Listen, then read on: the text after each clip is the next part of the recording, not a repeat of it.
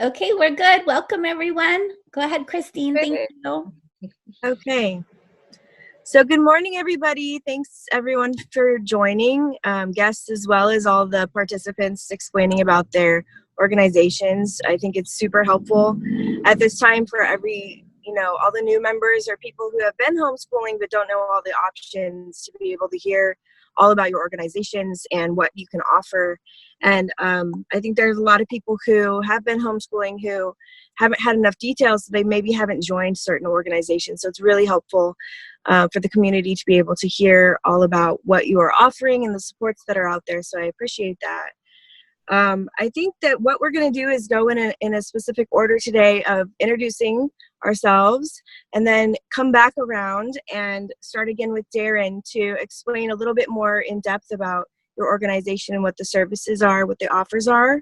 So let's start with you, Darren, just as an introduction, and then we'll move on to Linda after that. All right, so an introduction to me. My name's Darren Jones. I live in Virginia, and I went to public school and private school and public school again, and then was homeschooled the last couple of years. So I'm a homeschool graduate. I went to law school and became a lawyer, and the same year I passed the bar exam, I also got married, and my wife and I had our first child. I work with an organization called Homeschool Legal Defense Association, which I'll talk about when we come back to do the next one. But I usually introduce myself as I'm a homeschool graduate, a homeschool dad, and a homeschool lawyer. My wife and I have been homeschooling our kids. I think was our 13th year. We graduated our first one of 4 last year, and we team homeschool. So my wife does a lot of the kind of hands-on during the day. I do the planning on the weekends and kind of the overall planning for the year. And then I also help teach after I get home from work with some of the classes. So that's an introduction to who I am. Thank you. So how about Linda from HSC?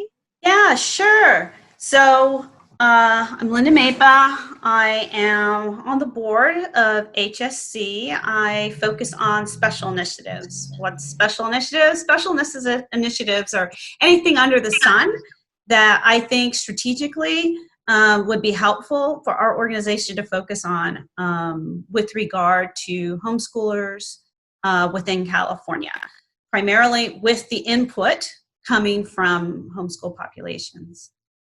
I've got 3 kids, 23, 19, and 7 years old. Yes, I started again.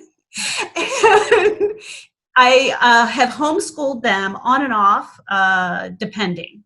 My oldest started off homeschooling. I knew I was always going to homeschool, but then there was a change in life and relationship, and eventually needed to find other schooling options for my oldest. My second oldest as well, they were pretty close in age, started off homeschooling, and we've always been unschoolers. And back then, there was a lot of maybe Waldorf kind of feel to that. And so we did home preschool, we did home kindergarten and first grade. And then again, that change in relationship and life where I went back to work.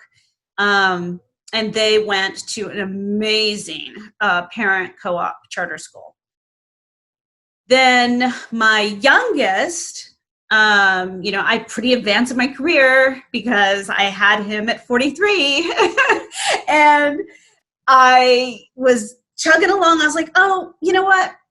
I see some things. We probably will homeschool at some time, but let's go ahead and do kindergarten because I got work to do. Okay.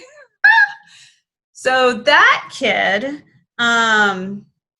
lasted 4.5 days, kindergarten, and told me he wasn't going back.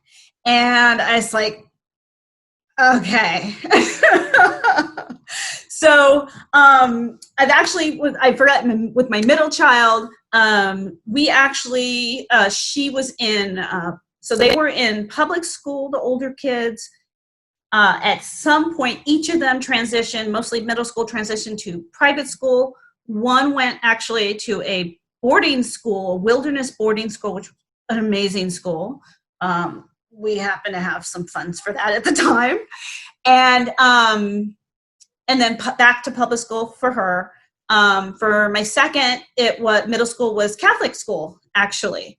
And after freshman year, she's like, I'm not going back. And I was like, well, you can homeschool. So we did homeschool, unschool, for sophomore year of high school. And actually, it's really interesting because I have been, I think, everywhere in the spectrum for homeschooling. So she actually started with a kind of like an online school. Did not work. Finally remembered we were unschoolers. And then she went, we filed a PSA, and she actually did stuff with, on her own and with me and with the community college. And then this young man that we have here at home still, we've been with a homeschool, one of the modern homeschool charter schools. Eventually that did not work for our family, and we're back to PSA. And so what's really interesting for us is we are very involved with deep community work in the homeschool community, as well as, my work with HSC, focusing on teaching in larger groups than our own family, whether it's at park days, but more specifically organized under our PSA. We lead field trips and things like that, in the before times. And now we're doing online kind of cooperative teaching activities. And so, it's myself, my husband, and the kid focusing on just living our lives and integrating and interacting with a lot of different homeschoolers all over the world and here in California. Very cool, Linda. Thank you so much. How about Rebecca with CHEA? Thank you, Christine. Yes, my name's Rebecca Kocsis. I know I can explain to you homeschoolers that the O is long and the C is silent. You all know your phonics, right? So that's an easy way to remember how to pronounce my name. And we started homeschooling back in the 80s, 84 to be exact, when we had 3 children. Eventually, we homeschooled all 5 of our children. We homeschooled for 22 years. Our youngest graduated in 2006. So yes, it has been 14 years since I've actually homeschooled a child. And so I feel like where the Lord has me right now is not working with homeschool moms so much as Darren had said, working with homeschool leaders and other associations. So as I said, all 5 of our children graduated from our homeschool. In 1996, when our first child graduated, we did start a PSP, which I ran with a group of friends for 15 years. In the process of running that PSP, we also served on my husband and I served on the regional advisory board for CHEA of California, and then I went on staff officially as the support network director, working with homeschool group leaders, and now I serve as the general manager. So over the years, we've seen lots and lots of changes in the homeschool community. I think I look back at our first year's homeschooling, and when homeschoolers were fewer and far between, I'm very thankful that we always had a group of people that we could homeschool with, people that were, providentially, we found people that were like-minded and had similar goals. Ironically, it had nothing to do with finding them through homeschool groups, but through community activities that we were involved in. And it's funny how that like has a way of finding like. And so I totally loved our homeschool journey. We had our first 3 children 3 years in a row, and then waited 6 years and had 2 more. And I am so thankful that we had our 2 more, because I think I would have been the helicopter mom. When our first 3 were done homeschooling, I was not done homeschooling. So I was very thankful that we had our younger two. Our children now, of course, are in their 30s and 40s, and we have 12 grandchildren. So we're enjoying that aspect of life right now, getting to look back and, hindsight is 2020, knowing what's worth worrying about and what isn't. So I feel like I can provide that kind of perspective to homeschoolers now, is that, sometimes we all just need to lighten up. We can get real intense when we're overseeing our children's education and we have our goals. But I think in that intensity, we lose sight of the joy and the wonder that homeschooling should bring to our families. So that's me in a nutshell. That's beautiful. Thank you for that. I appreciate that perspective from those who have been homeschooling such a long time and have grown children. It's so needed to hear from everyone in that category because, we're smack dab in the middle of those journeys. And so hearing somebody looking back on their journey and sharing all those tidbits is really valuable. So thank you again for that. Let's go ahead and move on to Pam at CHN. I'm Pam Dowling. I'm the president of California Homeschool Network, CHN. And I'm a veteran homeschooler, meaning I'm not currently homeschooling anymore. My son is 26, but obviously I'm still involved, heavily into the organization and into the community, because I just really love this community. And it's given it saved my kid, and and I see it making so many changes and differences in people's lives. And I think, us veteran people that have been around a long time, it's important for new people to see, you come out the other side, the kids make it, they're okay, and you're okay, and, it works out okay. Because you can't, like Rebecca said, and, and kind of lose sight of, the joy of it and the time you get to spend with your child and the relationship building. And homeschooling often is more about parenting than the education part.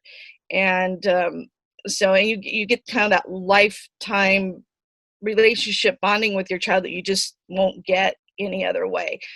So my son's 26. He is a college grad. He went to a culinary art school, and he is on furlough right now because of COVID. But when he's not, he's a cook at Knott's Berry Farm.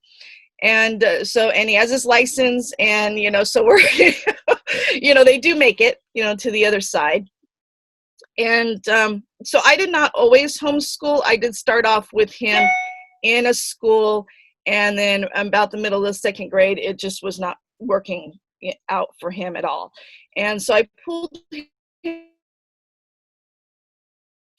of getting him caught up, whatever that means, and then putting him back in school, but we just never did look back. So I've gone through that transition of having them in school and making a transition to homeschooling, and that is a process, and it is a whole mindset, because you start off trying to duplicate school at home, and that doesn't work usually, and you kind of have to work through that, but you'll get there. It takes a little time.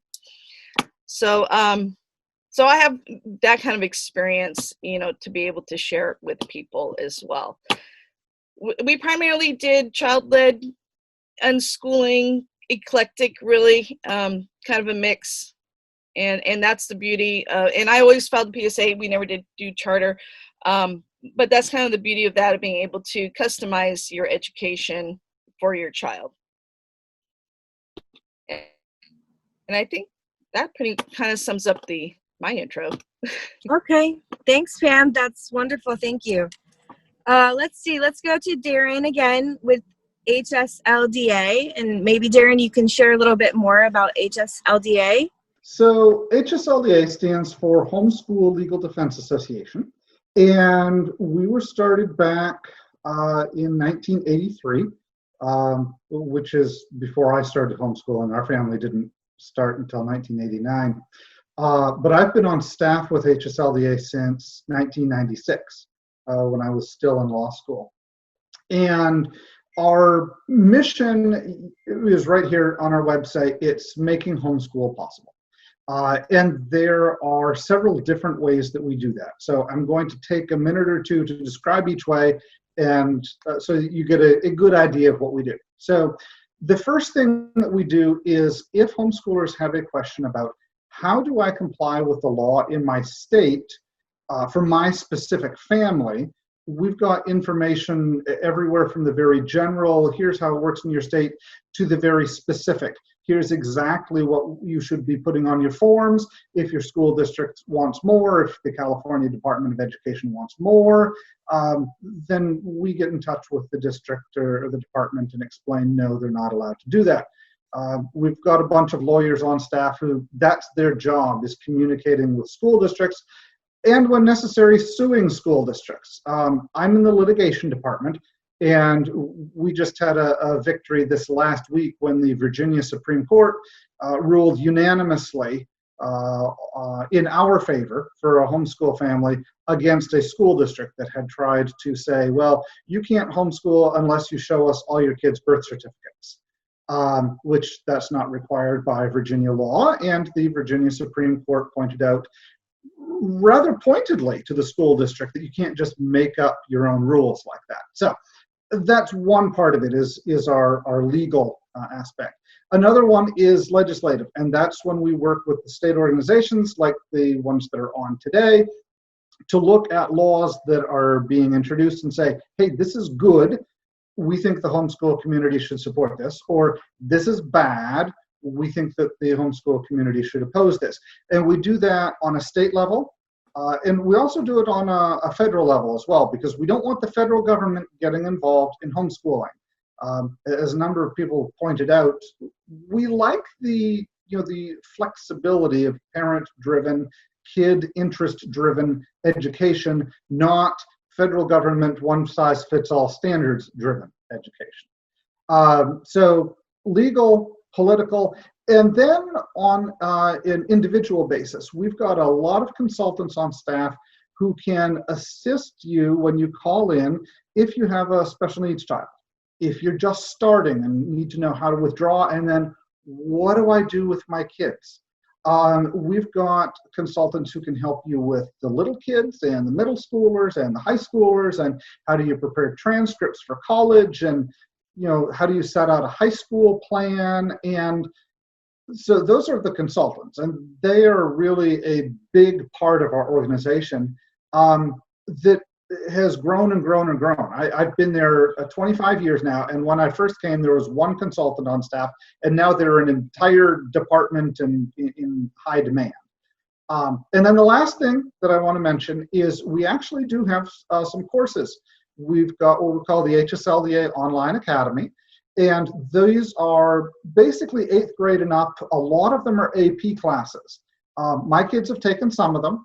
I had a daughter take an AP history class, and I've had one of my kids take a math class, and is going to be continuing that this next year. And then I've got several who've done English classes. They tend to be pretty high level, academically rigorous, but also the teachers are really good about interacting with both the parents and the students when there are problems, to say, here, let's help you here. Maybe you could consider doing this instead. So again, we're all about flexibility.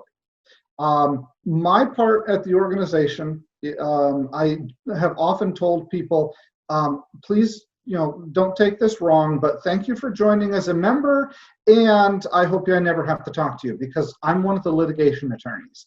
I deal with homeschoolers who are in court for one reason or another. That's a big part of my job, is, so I'm working right now with a family up in Ohio who got their adoption subsidy child support cut off just because they were homeschooling, which is nuts and not what the law says, but that's part of my job.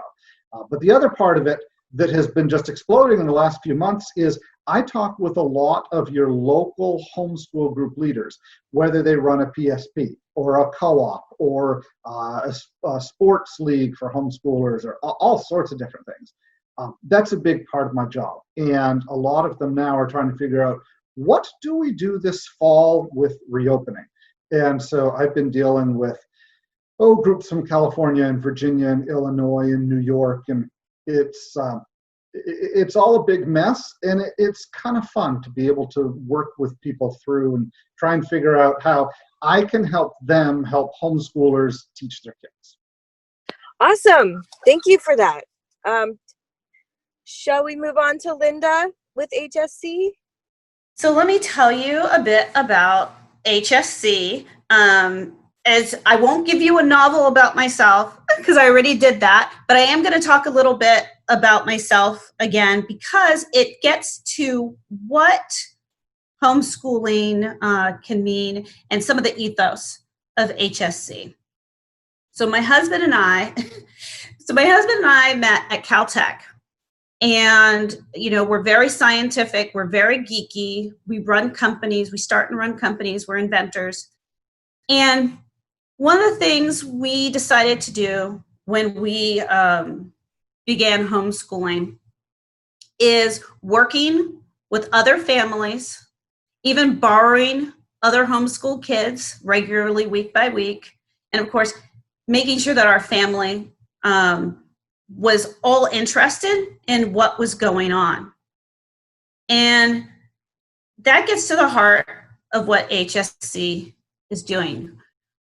We are a secular and intentionally inclusive organization. What that means is that there's a huge diversity of different types of homeschoolers. You've heard me mention different things like charter schools, unschooling, etc.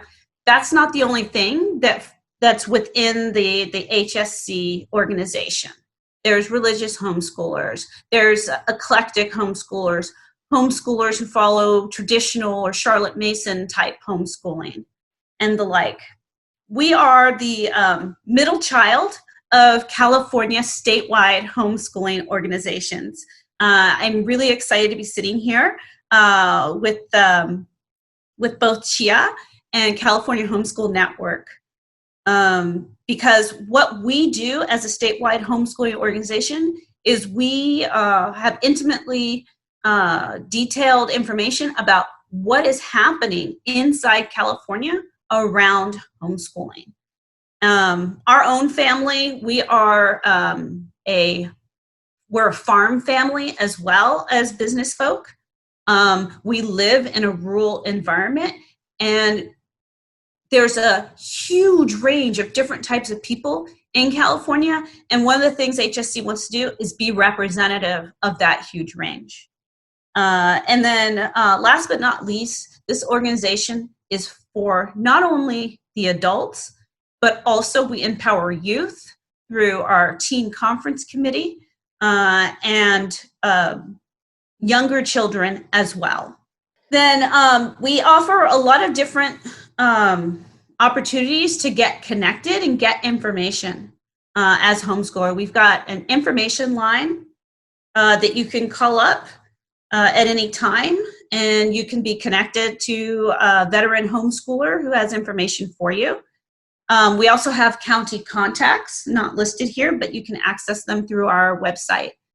Then we have detailed information about the public school affidavit process, as well as specific letters and guidance on what type of records you need to keep. And then those interested in kind of like what does it look like, the life of a homeschooler, you can follow our homeschooler post. You can also connect and have questions answered by the larger homeschooling community within our groups. We have several different types of events that we do. We do an annual conference, which this year is our 30th, and it will be a virtual conference. We do campouts, which are currently on hold due to the pandemic pause. We sponsor Game School Con, which is an exciting convention that happens in Southern California around education through gaming. And then we have regular Homeschool 101 events online, which you can find out from our Facebook page. Please feel free to screenshot this, and I'll also make it available for as a resource guide. This information is how you can contact HSC. find out our information. Also, if you have something that you want to reach out to me about, if there's some concern that you see that isn't being taken care of within the homeschooling community and you'd like to see that happen, please do reach out to me. That's actually my portfolio at HSC, and I'd be very happy to speak with you about it. Great. Thank you for sharing all that information. Rebecca, are you ready from CHEA? Yes, I am. So Chia of California, let me find my home screen. Here we go. Chia of California was founded in 1982 by two homeschool moms who were friends. And this was in the early days of the modern Christian homeschool movement. I think the unschooling movement started more in the 70s. And I think Christians caught on to the idea that homeschooling was great for their children too in the 80s. So as the only homeschool moms for miles around in California, or as though it seemed, they found themselves answering lots of questions about homeschooling. And they soon realized that homeschooling needed an advocacy organization. So CHIA, or Christian Home Educators Association, was founded. It is a 501c3 or a religious nonprofit organization. Our mission as a Christian organization is to advance the kingdom of Jesus Christ by promoting private Christian home education as an outstanding educational opportunity. And I think we're going to focus on private as opposed to being public school at home programs. We are looking to help homeschoolers that want to be outside of the government school system. And also we try to help families who really do want to use homeschooling to disciple their children. We also provide support and information and training to the homeschool community. We do that with various events. We also have resources on our website, and as well as physical books that you can purchase. And then we work to protect the God-given right of parents to direct the education and training of their children to the glory of God. So we do work at the advocacy level. We've partnered with HSLDA and Family Protection Ministries. Right now, I think some of the most exciting things that we're doing, we've all made note of the fact that, well, our live events have been curtailed because of COVID. And so we did have to cancel our annual convention, but now everything is online. So we have, and all of these events are free. We had our new homeschool mini conference and high school conference, and these recordings are made available for free if you want to go on this site here and register. Our leadership conference, where we talked about cross-racial and cross-cultural relationships and just understanding one another and celebrating one another's differences. We have a special needs conference coming up later in the summer and college night in the fall. We also are working with Pacific Justice Institute to help pastors start homeschool groups in their churches. We've all seen the influx of homeschoolers that are just not interested in sending their kids back to the traditional public school. And so we thought, what better way than to help churches get homeschool started? So we're partnering with Pacific Justice Institute on that. And then we have our monthly webinars, and these are all free. They go on throughout the year. There are a couple months of the year that we don't have them. December, who wants to do a webinar in December? We're all Christmas shopping, right? But we do have choosing your curriculum coming up, planning your year, keeping your records, PSA filing party. We do that online. We have prizes, and we help families walk through the process of filing a PSA. Later on in the year, we'll be doing homeschooling children with mental health issues, helping children stay safe online. We have a number of different things that we have coming up. But I think one of the things that I really, really want to talk about is our testing and evaluation program. Now, this is something that we're doing as a form of advocacy. California has not had any specific homeschool research done ever. And so we're working in conjunction with Family Protection Ministries and Bob Jones University Testing Services to collect enough data that California can have its own research. And then we can use that within the next legislative session. So this is something that's really important. If you're interested in having your child do online standardized testing, we'd encourage you to go through our portal if you're willing to let your child's data be compiled with the rest. We don't receive any kind of personal or identifiable information for the children. It's really just lumps of data that we receive. So, but and I think we'll go ahead and talk about our advocacy work later on in the meeting, because I feel like I'm taking up more of my time, and I don't want to eat up anybody else's. So thanks so much. That's kind of what she is up to right now in a nutshell. That's great. It's wonderful to hear that there's an organization that's trying to compile data for those purposes. I had been wondering about that myself, so that's really interesting. Pam from CHN, would you like to go next? California Homeschool Network, CHN, was established in 1994. Grassroots.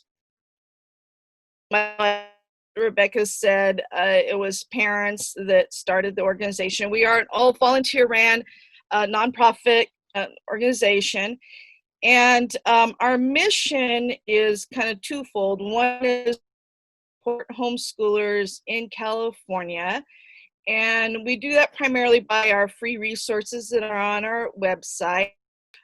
So on our website, we have lots of free resources. I think our key one is Just the Facts, which is a free downloadable PDF, which goes through all the legal options to homeschool in California, and it's a step-by-step guide. There's sample letters in there. There's sample records, like attendance records and things that you can use. And that's a great place to start if you're homeschooling, is to read through that guide to kind of get, a foundation of, where you should start. On the other side, our mission is to monitor legislation to help ensure that homeschooling remains a legal option in California. And we have a long history with all these organizations being represented here today in doing that. Although we differ in our worldviews, we all are 100% in agreement of protecting homeschool. And when legislation comes up that's going to possibly affect that or really, reflect badly on homeschooling, we do come together, and we have successfully fought legislation and kept homeschooling a legal option in the state. In regards to that, we have a new free publication that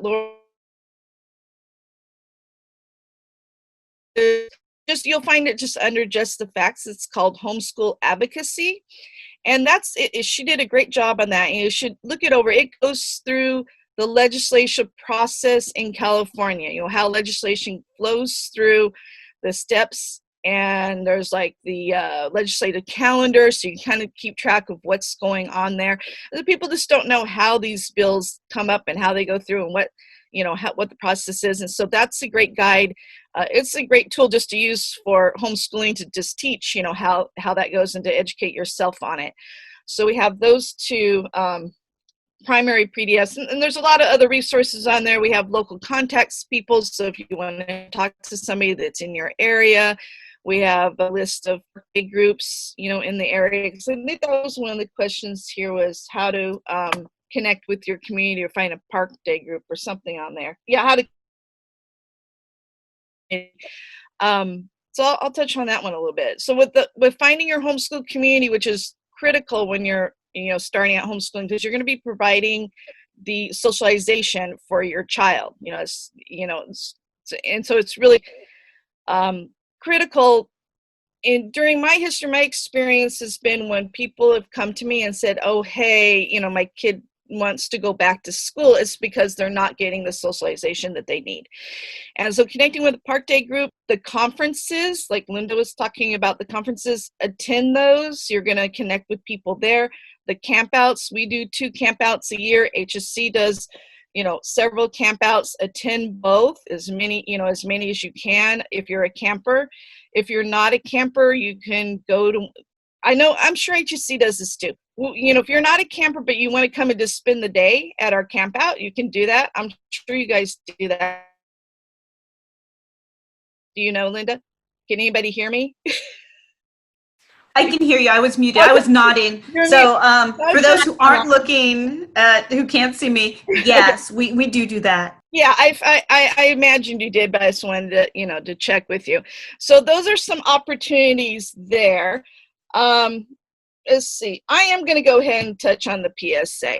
I would say that that's your private school affidavit. I'm going to ask everybody to, when you file, please file between the dates that the CDE wants us to file, which is October 1st through the 15th. Unless you're starting your homeschool in the middle of the year, that happens, that's okay. But if it's your first time filing, and every year after that when you file, please file during those dates. That's when they really want this to be filed. And why I'm saying this is because they used to have the online filing for the PSA up only during that time. So if you were to file any other time, you would have to do a statement in lieu, which is just not as convenient. We worked with them, and we kind of, I don't want to say we fought with them, but we worked with them and convinced them to leave that PSA up. So it's up all year. They do take it down, I think, July and August during the summer, but it's up all year, and we would like to see it stay up there. That's why it's critical. People do forget, and they're like, oh my goodness, it's like the 18th and I didn't file it. What do I do now? It's like, well, you go ahead and file it. It's okay. But if the majority of us are doing it during that time frame, it keeps them happy. And know that it's a data collecting for the CDE. They make it a requirement because they know if they didn't, who's going to take the time to fill it out? Nobody. So, so that requirement doesn't take long. We will have line by line instructions up on our website, how to fill it out. They have changed it this year. They've upgraded it. It looks really nice. If anybody has seen it, it's a lot easier to use. I think they did a great job, on it. So it should be a lot easier for people to fill out. But that's kind of my big, thing I want to stress with filling out the PSA is do it between the 1st and the 15th of October. I know people kind of like, well, what about September? Don't worry. They know you're not going to be filling it out till October. You're okay.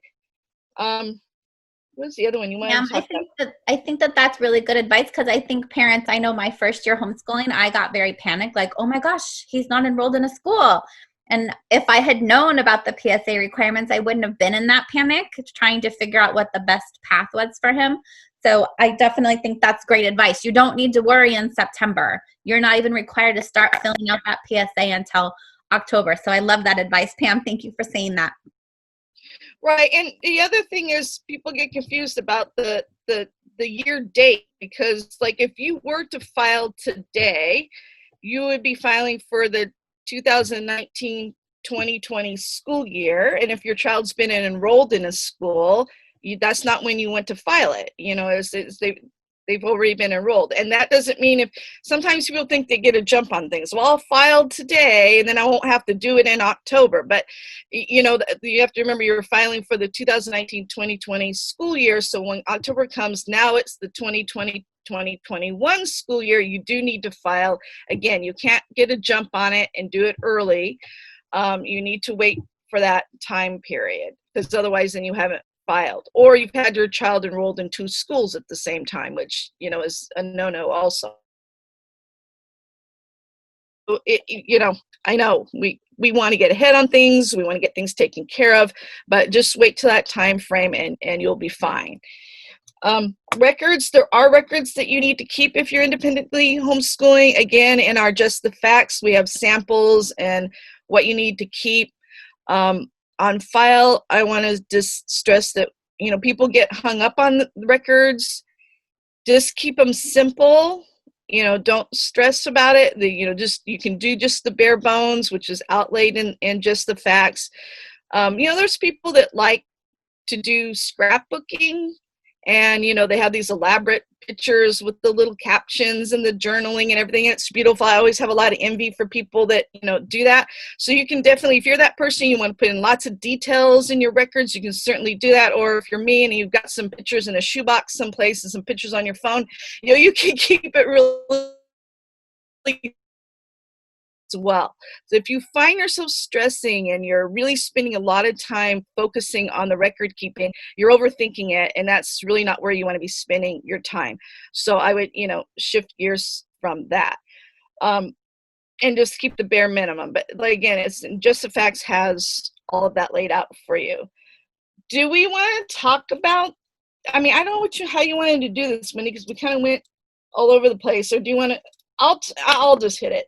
Yeah, Is it advice on choosing curriculum? Because then maybe this will field some of the questions that people have. You put on there, share personal advice on choosing a curriculum. Don't choose one.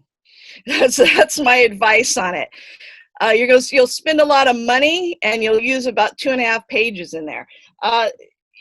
That's not where you want to start your homeschooling journey, is trying to figure out what curriculum I should choose for my child.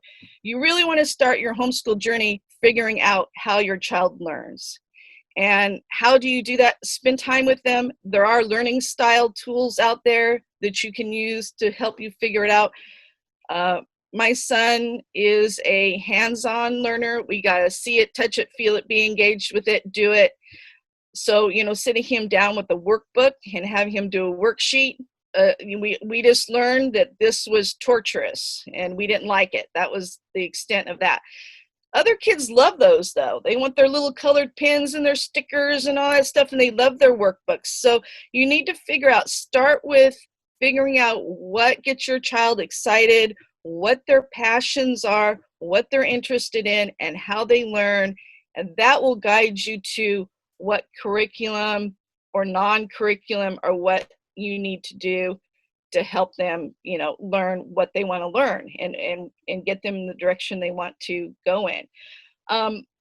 Besides learning your child's learning styles and figuring that out, set goals, and revisit them often.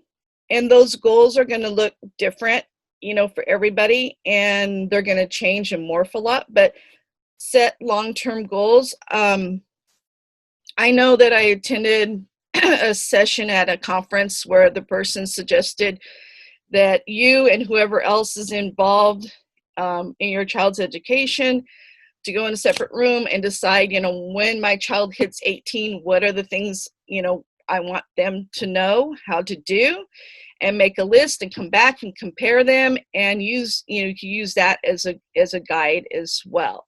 Make it a big picture here, of driving, being able to get a job, being self-sufficient, and is your child academically turned? Are they going to go to college? Are they going to go to a trade school? What are the long-term goals? Because if your child, is going to go to college or university, you can kind of research what are that college or university's requirements to get in, so that you have a guidance of where you're going to need to go through the high school years, so that they can attend. But that's I wouldn't start with trying to figure out the curriculum or a good curriculum. Start with, how does my child learn, and set goals of where you want to go, and then use the curriculum or not, to help you as tools to get there. In other words, don't let the curriculum guide you where you want to go, is my advice on that. And now I think I've hit everything. Hopefully not taking up too much time. You know what? I think I got Wendy's talking points in. Oh, yes, okay. Rebecca. Got them all. Well, I was just going to say, Pam, I am so glad that you started by saying don't start with curriculum. Learn your children and their learning styles, and also what it is you want to accomplish, because I know that we do major on that as parents. We really are stressing about what's going to be the most, what's the best material for my child, and if I don't get the best material, have I ruined their life? And we know that that's just simply not true. And I just want to encourage the parents, in my experience, it looks like we're still sharing Pam's screen. I think Justin or Josh. Yeah. Josh, okay. So my experience, and I don't think that my experience is so unique, but I started out by using material that was pretty traditional. And that was simply because that's what my friend used. And I looked at it and it was familiar to me. It looked like what I had when I was in school. And so I thought, oh gosh, this is within my comfort zone. I'm going to use this material.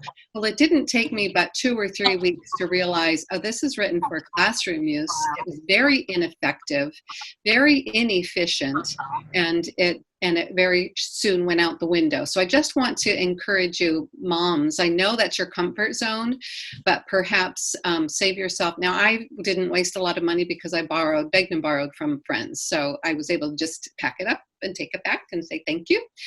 And what I found over the years, and that homeschool material written specifically for homeschoolers by homeschoolers was entering the market kind of in the late 1980s. I think it started with Konos Character Curriculum and the Weaver and Cornerstone Curriculum Project. These have been around for decades.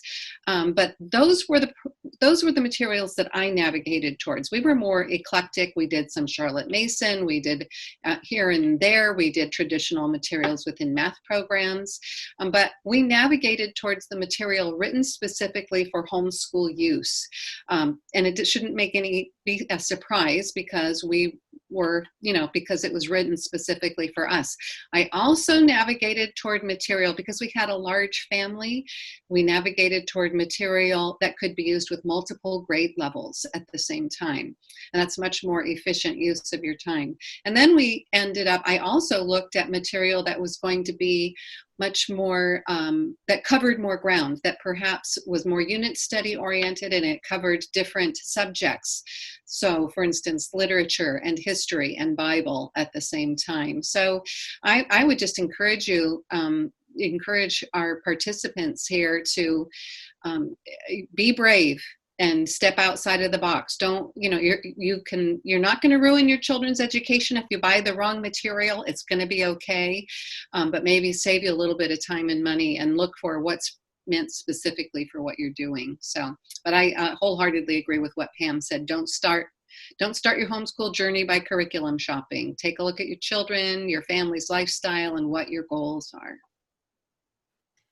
And I'd like to add to that a different dimension, which is a lot of homeschoolers talk about themselves in an identity type of way, like I'm an unschooler, or we game school, or we're eclectic, right?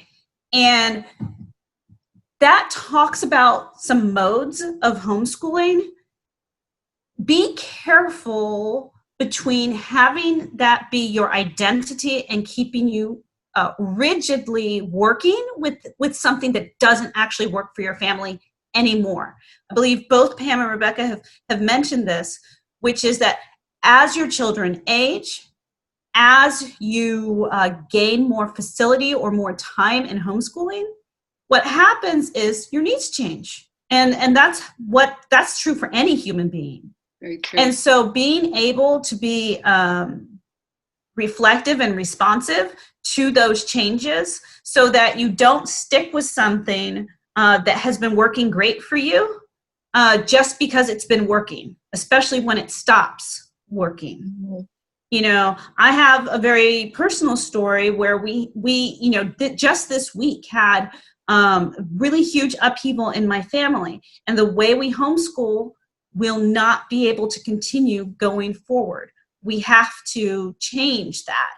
So I spent a lot of time thinking about it, and the way I resolve that and the way I recommend families approach this is I spoke with my 7-year-old. I said, hey, things have changed, and I can't do things. We can't do things the way we've been doing them. Here's some options I've come up with. What do you want to do?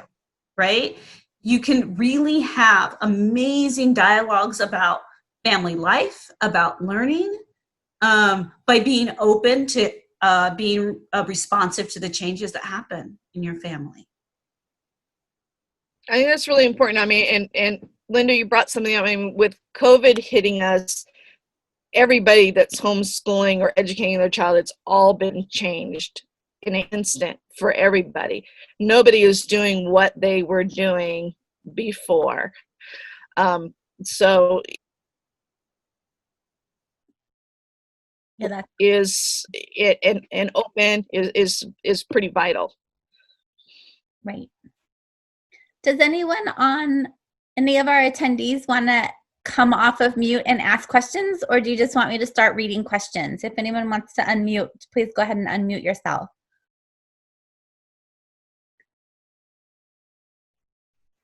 Okay, I'll start with one that was left in the chat.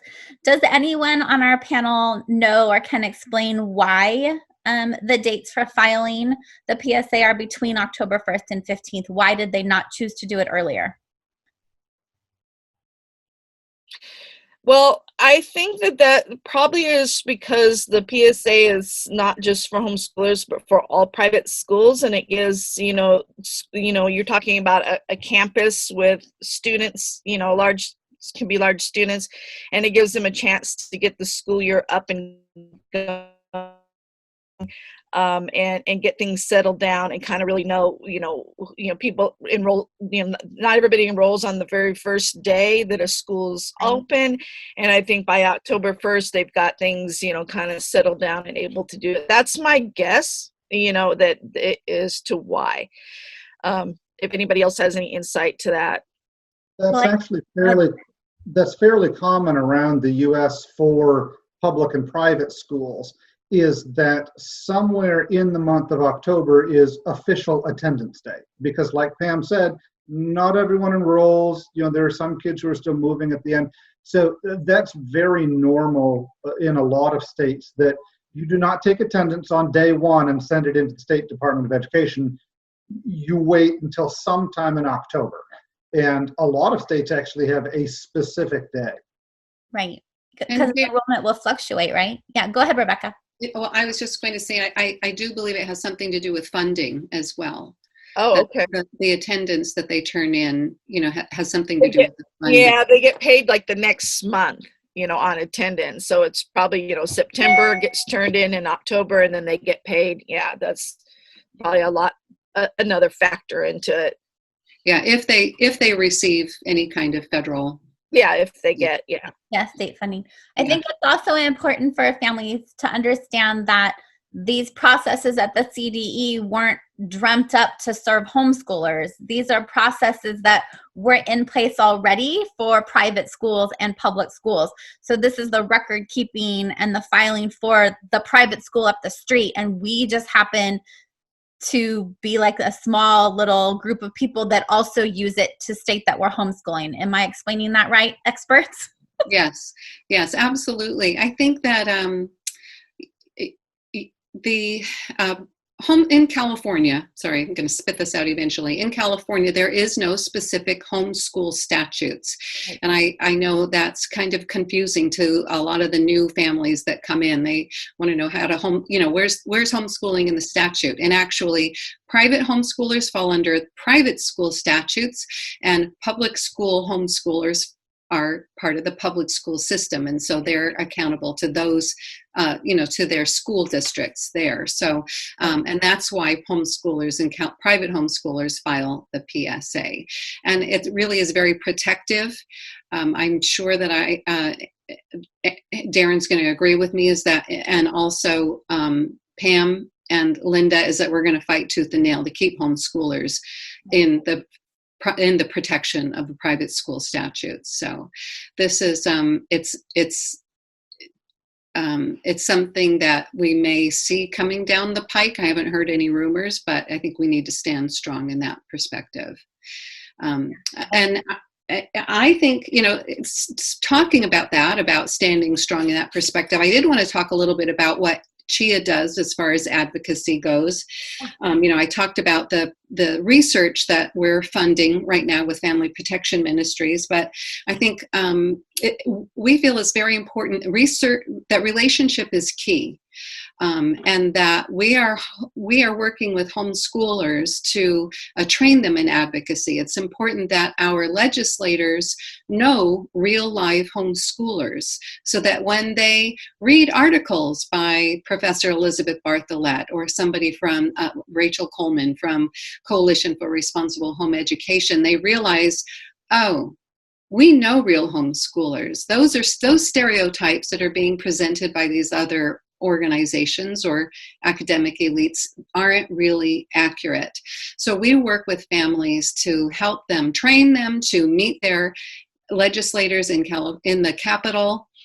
Lord willing, again, we'll be able to go back up there, but also in the district offices. So we'll be working on training for post-pandemic advocacy for homeschool families, but we do our Capitol Day every January, last week of January usually, or first week of February, we go to the Capitol. We bring our homeschool parents and our very eloquent homeschool teens, and we visit every single legislator's office and give them a packet on, what is private homeschooling, and the research behind it. And we feel like this is the best way to fight some of the bad PR that we're getting. And so I've actually been sipping from our Capitol Day 2020 mug here, but you got to get my lipstick in there too, But so these are important things, and we would encourage all homeschoolers to write to their legislators if they see op-eds in news or magazines that they disagree with, to write letters and speak up. We really have to explain what the beauty and the is behind homeschooling and the flexibility and how it meets the needs of individual children and how successful they've been. This is really important. And so this is where we tend to do, our work, advocacy. And we are, this actually last Friday of the month, this month, we have our Facebook Freedom Friday. We'll be talking with Nathan Pierce of Family Protection Ministries, and also one of our board members, John McGowan Esquire, and just talking about the recent Sixth Circuit appellate court decision, and talk about the Cato Institute discussion that took place. Thankfully, we don't have any hot legislation here in California that we need to be mobilizing the troops for. We try to work behind the scenes before we have to mobilize the troops, try to mitigate any damages before it becomes a big problem. That's what our legislative liaison, Nathan Pierce and Family Protection Ministries, do for us. And I know, Darren, you've worked with Nathan on a number of times. So that's kind of it for our legislative and our advocacy part. It's an exciting and it's a fun time, and we encourage families, if they're uncomfortable with it, get some training and get outside of their comfort zone, because they need to know homeschoolers, real live homeschoolers. Right. I did attend Capitol Day that one year. I think it was the year before. And it was a wonderful learning experience. We enjoyed getting to know all of our legislators. That was really awesome.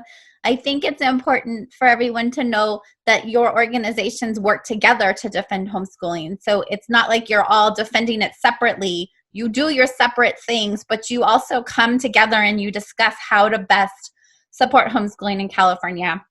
I think that that's kind of an important thing for people to know.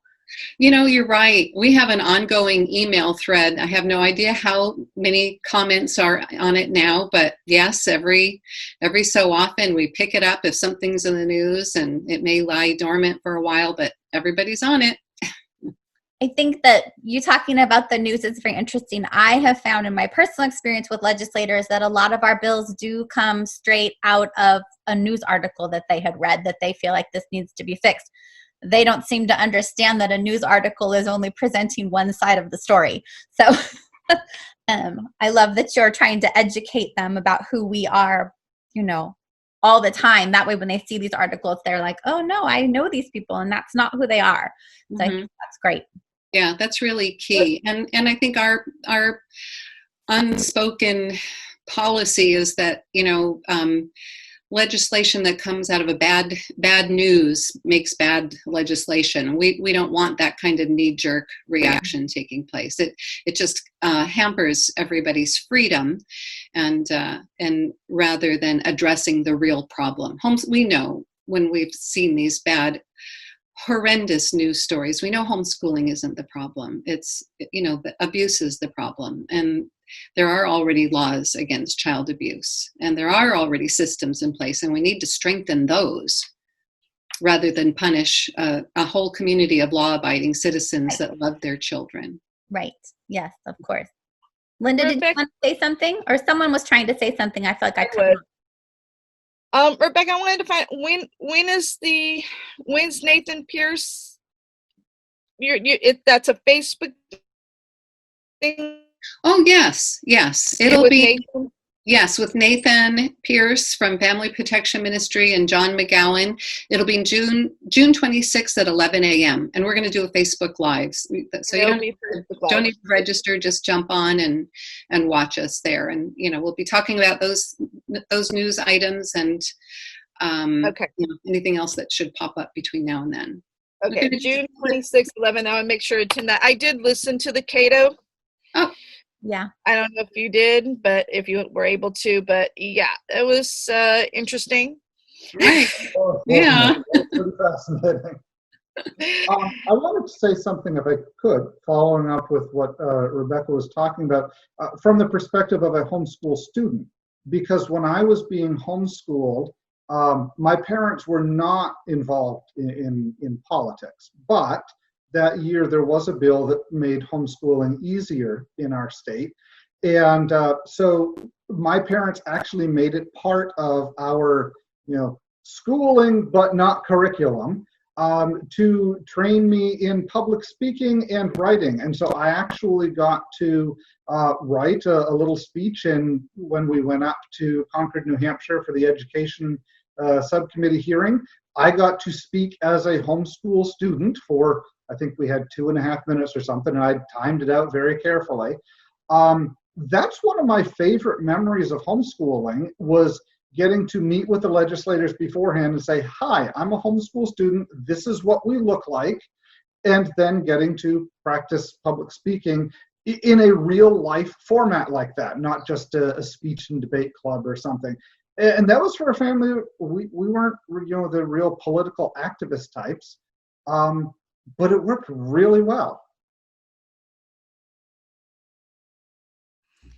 Yeah, I think go ahead. I think that's amazing, because that is real life homeschooling right there. You're not separated from the rest of life. You are living in the middle of it. To riff off that a bit, because you mentioned that your parents were not, they weren't rah-rah in the streets or anything around homeschooling. In a way, a little bit, that's what our organizations do, your statewide homeschooling organizations. And one of the things that we very much advocate at HSC is support all of your statewide homeschooling organizations that you qualify to be a part of. I myself am a member of CHN. In fact, all of our board we are all members of CHN. And I think what that does is it's really important for our organizations to know you're there, right? When we know you're there, we can ask you questions. We can learn more about you. We can then use that information when we go to Sacramento to inform legislators about who homeschoolers are. And so thank you if you're already members, and we welcome you. I'm sure all of us, we welcome you if you would like to become members. I agree with that. I usually try to join all of the organizations.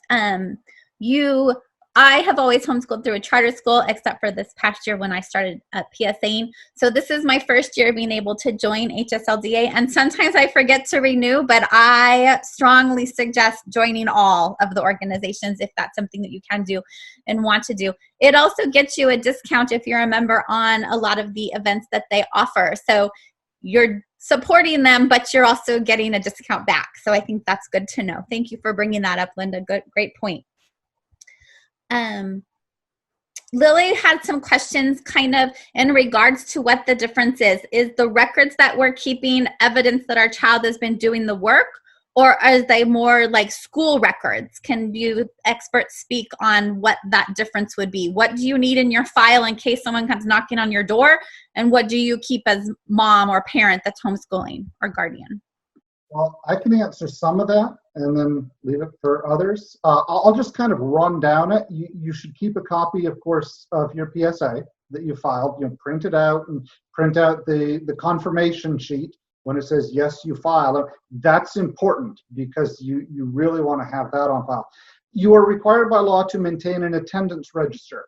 That doesn't mean what we did every day. It can be a calendar, a spreadsheet, something to show when school was done.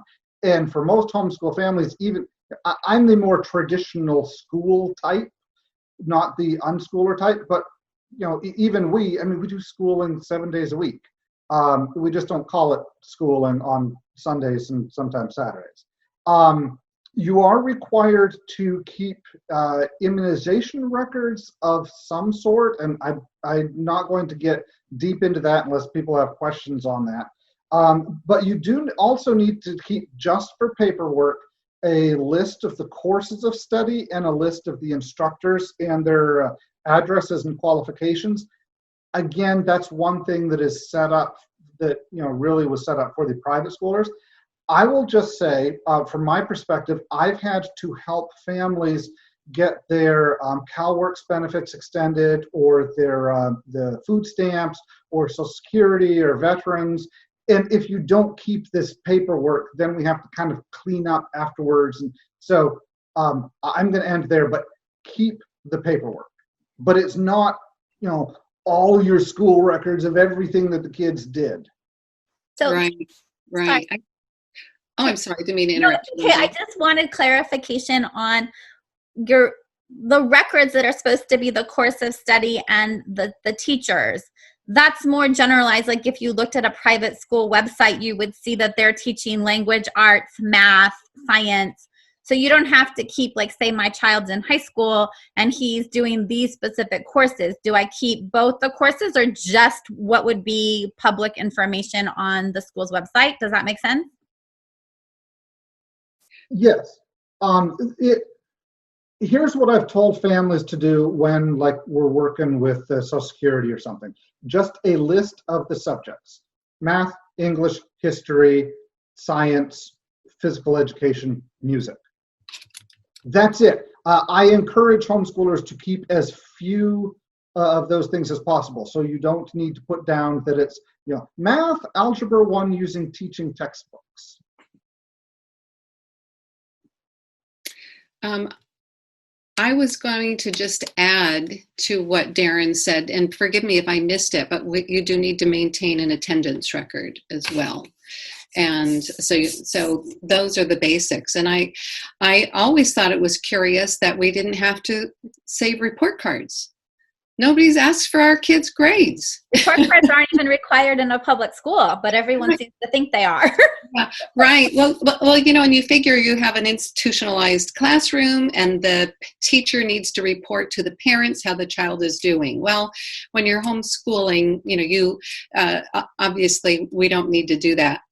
If you're in a PSP, most PSPs, those are private school satellite programs, will ask you, they'll require you to maintain those minimum few records, and many of them will ask for report cards as well.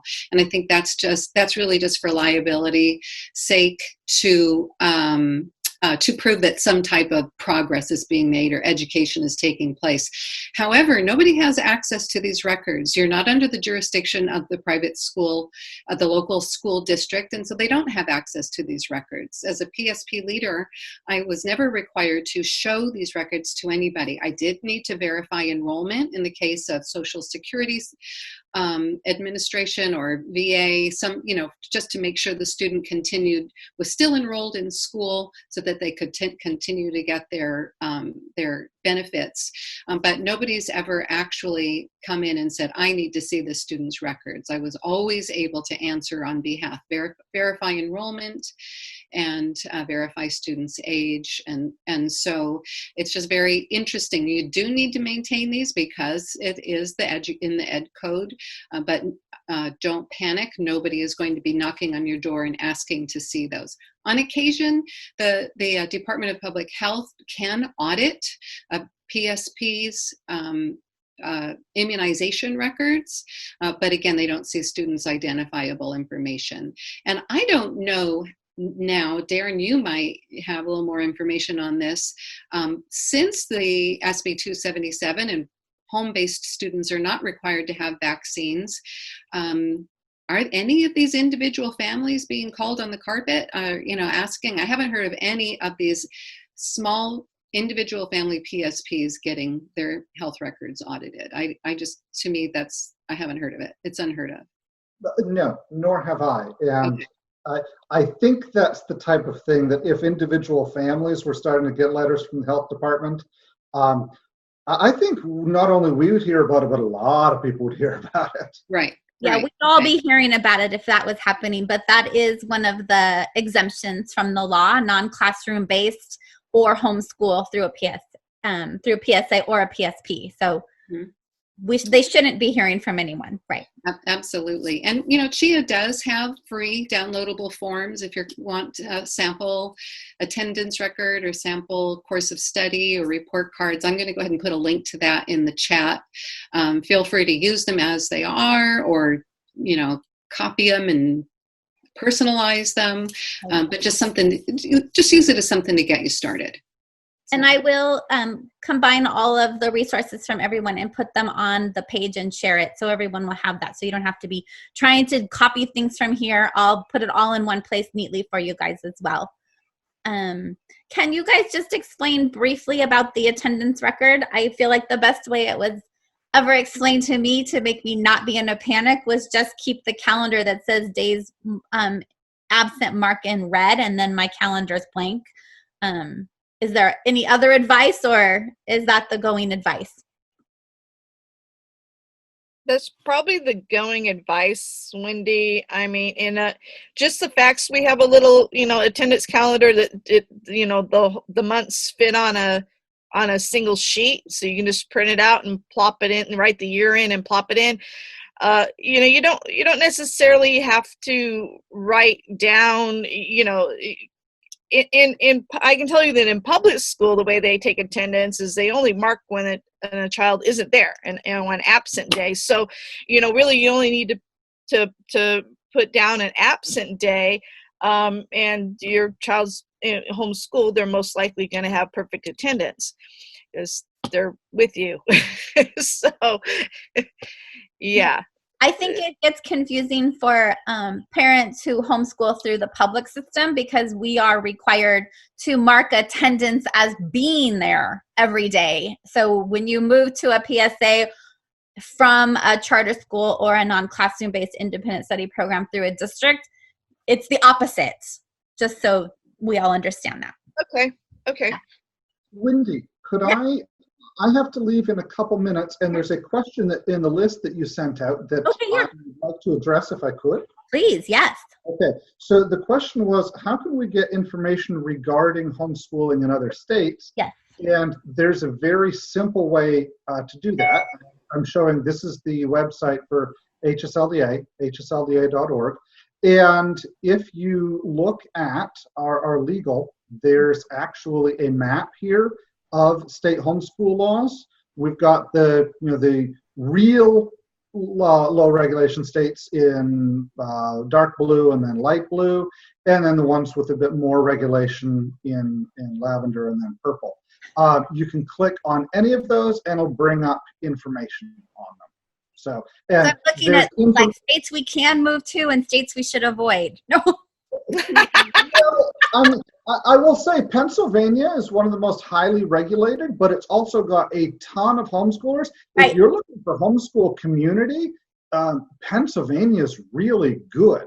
But yeah, my dear friend just moved there. Yeah, there's a lot of paperwork, unfortunately. I mean, especially if you have a bunch of kids. I knew a family who had 8 kids, and their end of year paperwork literally filled a plastic tote box that they went in and brought down to the school. Now, that was back under the old law when you had to actually give your portfolios to the school. Now you just give it to a certified teacher or a private school teacher who looks through it and writes a letter to the school saying yes. But yeah, this is where it is. I think that this is an important thing to note as well. HSLDA, I included them in this.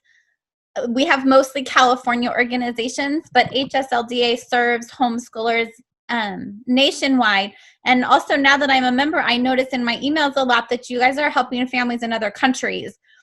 Yes. So we have our 3 organizations that are California based, and then we have HSLDA that helps kind of everywhere and supports these organizations when they need help. I don't know if you want to say anything on that. And I know, Linda, you need to go too, so I want to give you a few minutes to say anything you want to say too. So, Darren. Okay, sure. So I'll just take 1 minute to finish up then. Yes, absolutely. And again, I would highly recommend what's already been said. Join your state organizations, plural. I mean, I'm here in Virginia. I'm a member of both of our homeschool organizations because we want to, I don't remember whether it was Pam or Linda said, we don't all have the same worldview, but we do have the same goal: keep homeschooling free for as many people possible and make it possible for them. Right. So yes, but yeah, HSLDA, actually, we do work with a lot of international homeschoolers. Right.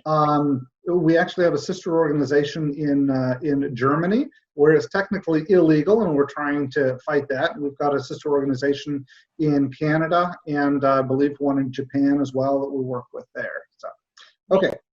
Thank you, Darren, so much. I think that's a good point, though, also, is find the thing we agree upon and work together on that. The things that we disagree upon don't really matter as long as we can find that thing that we agree upon. I think that that's beautiful. Yeah. Linda, I know you have to go. Please take it from here, whatever else you want to say. Thank you both for being here so much. Thank you. The only thing I want to leave folks with is about the local groups, which I think Pam mentioned, but I want to dive into very specifically because, you know, in the past 2 years, the past 2 academic years, I have been in San Mateo County. That's where I live. That's my home. That's where I vote. I am temporarily in Los Angeles County. Briefly, my residence was changed actually to Placer County, where my in-laws are, because I had a dying elder. And so in each of those places, I have community, right? Finding your homeschool home, your local group, is life, you guys. For anyone who's feeling overwhelmed, for anyone who is looking for companionship, even now during the pandemic pause, look for your local homeschool group. I found mine on Facebook. You can find them there. One of them is, actually 2 of them are email lists. Some groups start as meetups. Just find that group. Now, if you don't feel the vibe there, you can move on, because it's way worse to be with a group where you don't vibe than it is to be, to be alone. You know, and I was alone for several years with homeschooling. And it's lonely. You know, my kids would go and do things. I've even started park days, but it's, you know, having a larger group that you can count on to have your back, where you get to know the kids because you see them every week, sometimes several times a week. There is nothing that is quite like that. And so that's the thing. Even in this pandemic pause time, you can find online communities. I'm part of several online communities that are welcoming folks right now, today, and providing support. And for us as statewide organizations, I hope you can see the difference between some of what we can do for you versus what that local group. It's a difference, between your college classmates and the actual university that you're a part of. There's just so much that you can get out of your local group. Thank I agree. you. Yeah, that's a We very, have very good plans to point. do. Oh, sorry, Rebecca, it's delayed. We actually have plans to do a whole one of these just on finding your community. So I would love to get with you, Linda, on if you want to be part of that or if you want to share resources. But I agree with you. Certainly. That's 100% important. It's going to make or break your homeschool experience. Rebecca, I think I was talking over you, but didn't hear you. Oh, that's okay. I was just going to say a hearty, I agree. Goodbye, Linda. Having a strong homeschool community to go on your journey with makes all the difference in the world. When we started homeschooling, we lived in one county, and just it was Providence that we found our homeschool friends through I think we were doing exchange student. We were involved in an exchange student program that happened to have a lot of homeschoolers in it.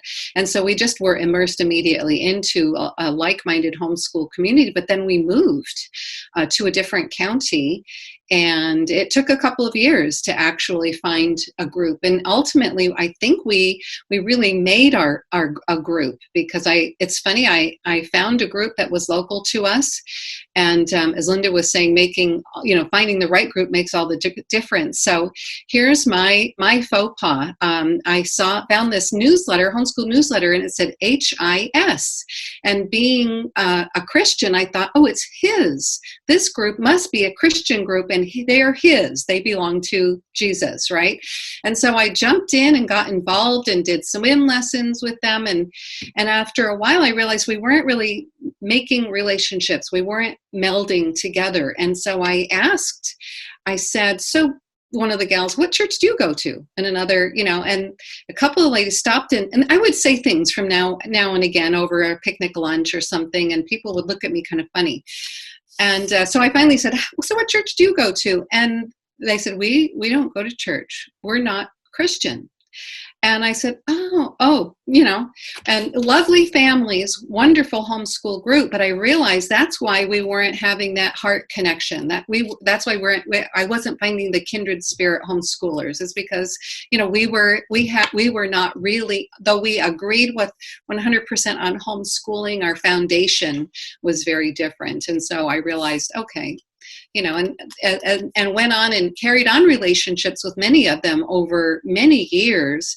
But then we ended up really being connected with a small group of other faith-based homeschoolers. So it makes all the difference. And I don't know if you noticed, but I did put in the chat two things. I uploaded a document that I think is going to help our participants on finding a homeschool group. Pam, you talked about, you have on your website questions that parents should ask when they're looking at charter schools, how to determine which one is going to be the best for them. And this is probably the similar, maybe a sister document for those that are looking for private homeschool programs. The questions to ask, because you want to know what you're getting yourself into before you commit to it. And of course, homeschool group leaders want to make sure everybody's on the same page. So these are good questions to ask if this group is going to be a good fit for your family. And another thing I put in the chat was a link to our homeschool directory, because CHIA has a statewide network of homeschool groups, and that anybody is welcome to have access to it, or to but just to hopefully find a homeschool group within their area.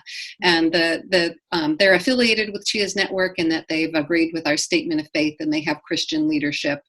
But there's they're all autonomous groups. They decide what their enrollment criteria are. You don't have to be a CHIA member to be a part of any of this. And I think it's important, we talked about membership. CHIA, we are a faith-based organization, but anybody who wants to support the ministry to private homeschooling can be a member. We don't ask what your faith is. We don't ask whether you're Christian or whether you're another faith. No faith at all, whether you homeschool, whether you don't homeschool. We have many, many people that stay members after they've stopped homeschooling because they want the ministry to homeschoolers in California to go on. So so a lot of people think, oh, if this group is a part of CHIA's support network, we have to be a CHIA member, and that's not the case. Or we have to be private homeschoolers. That's not the case. Or we have to be Christians. That's not the case either. So I think so these are just a couple different ways that CHIA tries to help families get connected, because I agree wholeheartedly with what Linda said. Community, it's all about community. Right. Yeah. Wow. And Yeah, sometimes you have to build your own community, right? Right. If you don't establish that, you are going to find your kids saying, I want to go back to school. Right. And not that necessarily that's a horrible thing, but that's not really community either.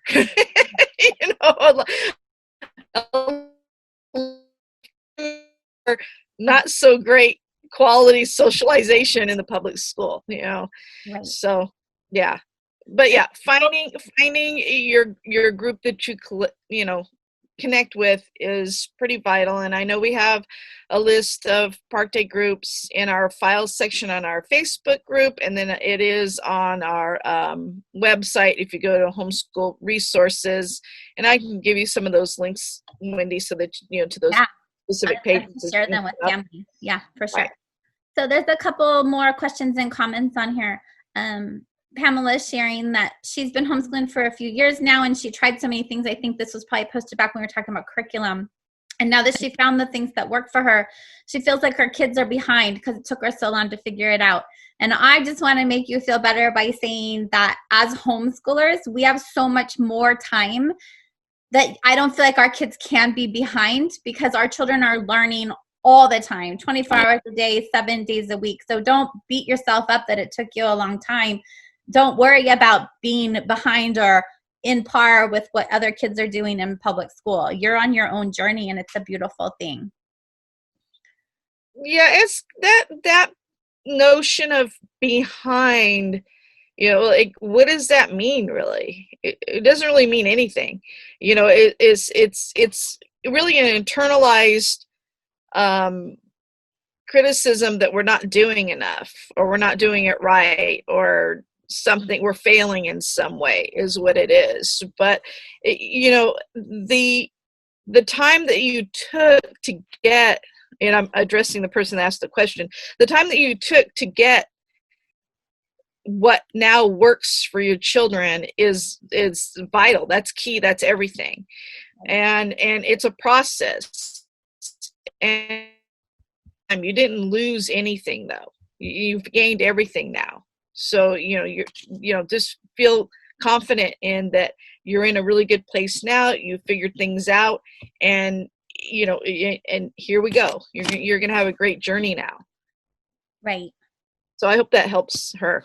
Right. Me too. Rebecca, did you want to add anything? Or are you in agreement? Oh, well, I agree 100%. And that foundational experience has to happen in order for you to move on. And I think the mom who's thinking we're just going to homeschool 1 or 2 years may put themselves under the stress for that if they know they're going to integrate their kids back into a traditional classroom setting. But if you are in this for the long haul, you know that this is what's best for your family. And let's face it, homeschooling is good for every child. Not every family can do it, I realize it, but every child is going to benefit from it. The longer you're in it, the less your children are going to be at the same grade level across the board from one subject to the next, because of the ability for children to advance in the areas that they're gifted, and the liberty that you have to slow down and focus on the areas where they need additional attention. So that concept of behind is really, it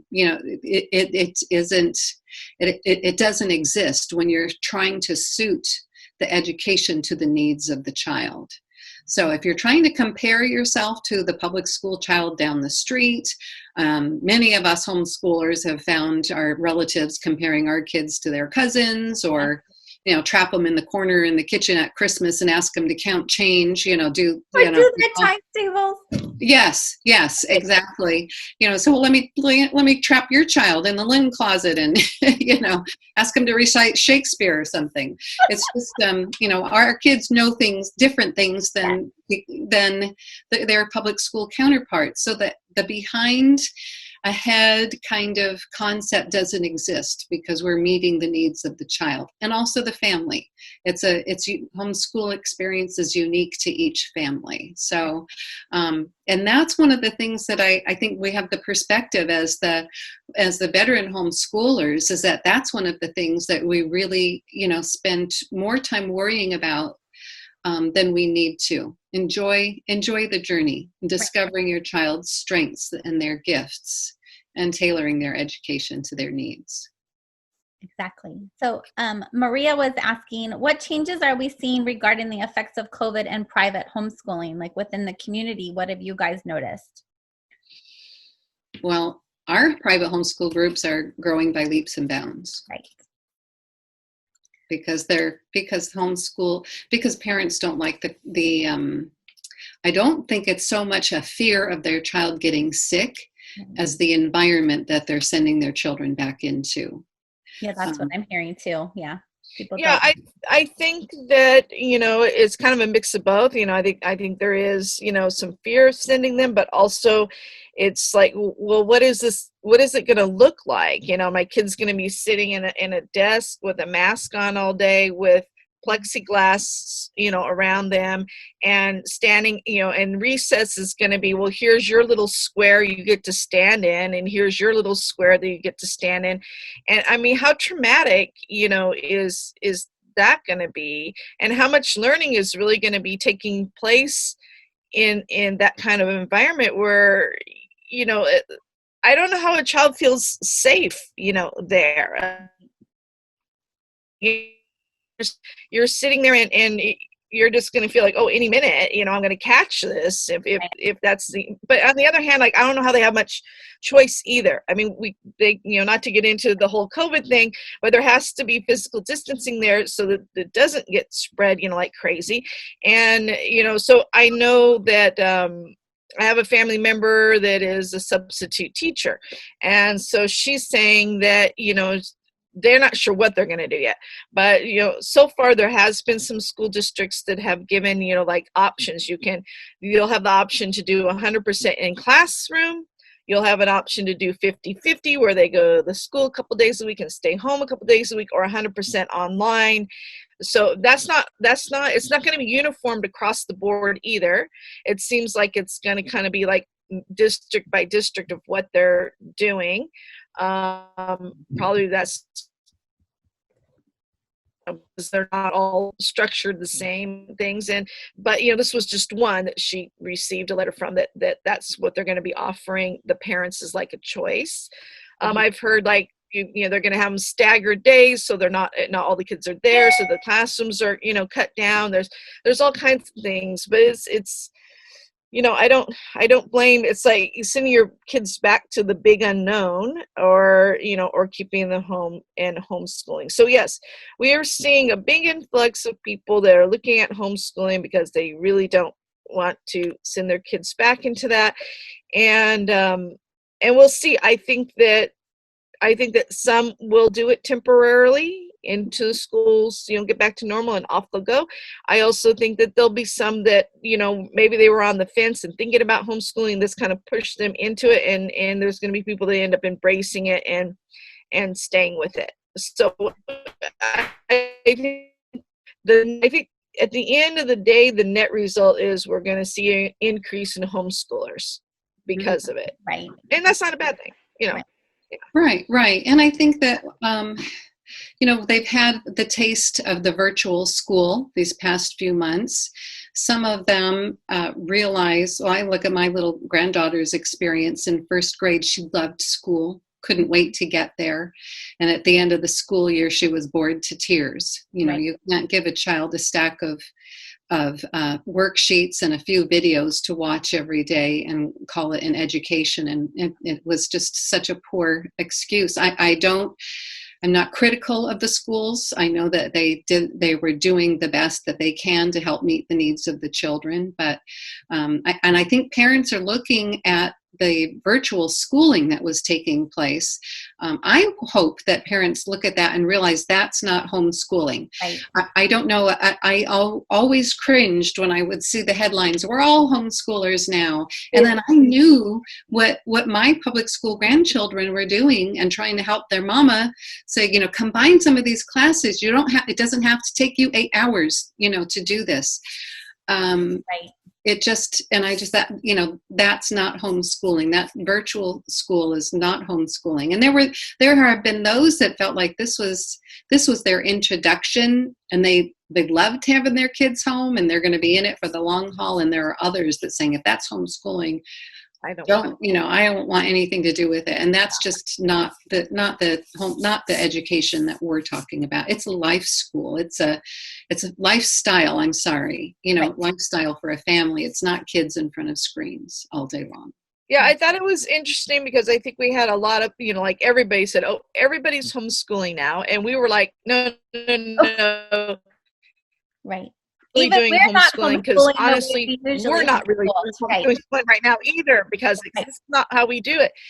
So it's like nobody, we're in this limbo land, So, Right. yeah. Yeah. But there'll be an end to it. There will, and we will go back to our lives, and it will, it's a pause. I kind of like Linda was calling it the pandemic pause, and yeah, I like that mindset. That it's a pause and not. Yeah. It's not our new normal. I Right. so reject that. Yes. Right. So there's another question here. Hi, my son is 12 and will be in 8th grade in the fall. He is with a charter school. The charter puts some restrictions in taking college courses. If I file a PSA, can he take the college courses before 9th grade, which counted as the high school credits? He is now in college, but can take only the elective, not academic courses. So yes, as a PSA, as a private school, I say PSA, as a private homeschooler, you can, whether they're enrolled in a PSP or whether they're filed their own PSA, the student can. There may be some limitations to the number of courses or which courses the student can take depending on the institution they want to go to. Now, if they're going to want to do community college, they usually have a lot of limitations. But if they want to go to a private school like Grand Canyon University, their online college courses, concurrent enrollment courses, are like $52 a credit. So it's like you're looking at $108 for a 4-unit course. That's so affordable. Anyway, depending on the university that the student is going to be taking these classes with, that's really what's going to be the determining factor. Also, we want to be thinking about what the long-term plans are for that student. Some colleges will only allow a certain number of college credits for their incoming freshmen. They may call them, say, oh, they have too many credits. Your student's coming in as a junior now. And you think, well, what's so bad about that? Well, they're no longer eligible for several grants and scholarships. So you just want to kind of take the big picture into consideration. But it sounds like this child is gifted. And they want to keep this child, they want to keep strengthening him, letting him explore those gifts and work ahead on the areas that he's particularly skilled in. I would hate to see her limit that student. Right. Let him blossom, let him fly. Yeah, she said her student was in 8th grade. Did she say how old her student was? No, Oh, wait. Because a lot of with the concurrent enrollment with the community college, it's like it's an age thing more than a grade thing. 12. Yeah. I don't know, Rebecca. Do you know what the age? The child's 12, because mostly I've heard 14. And I think that depends on the school, on the college. Yeah, depends on the college. Some down here where we are, there's such a huge population. They're not looking at them before they're 16, which is a shame. So yeah, because I think the local community colleges around here, it's like 14. Is what they want, and then they're limited to because they're a minor. They're on a community college campus and they're a minor, so a lot of them, will not be able to take like art classes, for example, because there might be nudity there in the, in the art Oh. Mm-hmm. minor there. So oftentimes if they're a minor, they'll need to get permission by the dean of the department before they can enroll in a certain class. So it's doable. You can definitely do it. And there'll be some hoops to jump through. Mm-hmm. And some places are going to have, tighter on fire hoops than other places where you can just kind of go right on in. Yeah, but yes. We had a talk with the president of Golden West College here locally, and he suggested that if your child is younger than high school, just go talk to the college that you want to enroll in. Go talk to the admissions people, and they'll tell you. And if for some reason that child is ready for it, but they're too young, that they'll have a conversation with you and figure out how best to help you get enrolled or decide together. And usually you have more than one college near you, and the policies will vary from college to college. So know that as well. Yeah, the charter, I can see with the charter school, you're enrolled in the charter, and so if you're going to be concurrently enrolled, they have to approve, and if you're not getting it that way, you're going to need to look at a different avenue. That reminds me, Pam, so if you're enrolled in a charter school and you want to do it, you get the signature of the charter school, a principal or a representative from the charter school to sign those college admission papers. Pam, you and I were recently talking, the parent can sign those for the PSA. Yes. Right? Okay. So you would sign that. So it's actually easier to get into a college possibly as a PSA family. Another mom is asking how to start. She's the first time homeschooling her child, and the child is coming with IEP services. So Rebecca, you were mentioning that you're having a special talk about homeschooling children with disabilities. Right. Yes, we are having our upcoming, let me see if I can find that. Let me share my screen real quick with you. A Special Needs Solutions Conference. Doesn't look like we have a lot of information up on that right now, but it will be August 13th. And we'll have a wide variety we'll be addressing a wide variety of issues. So hopefully that will be helpful to families. Yeah. And there's also a homeschooling special needs support group that I have a link to, and there's a couple of Facebook pages as well. So I'll pull some resources together on the question and answers for that as well. Do you have anything on that one? No, I think, I'd probably just reference the resources that you stated. So, okay. All right. Yeah, if she ends up, having difficulties withdrawing because of the IEP or runs into things, then,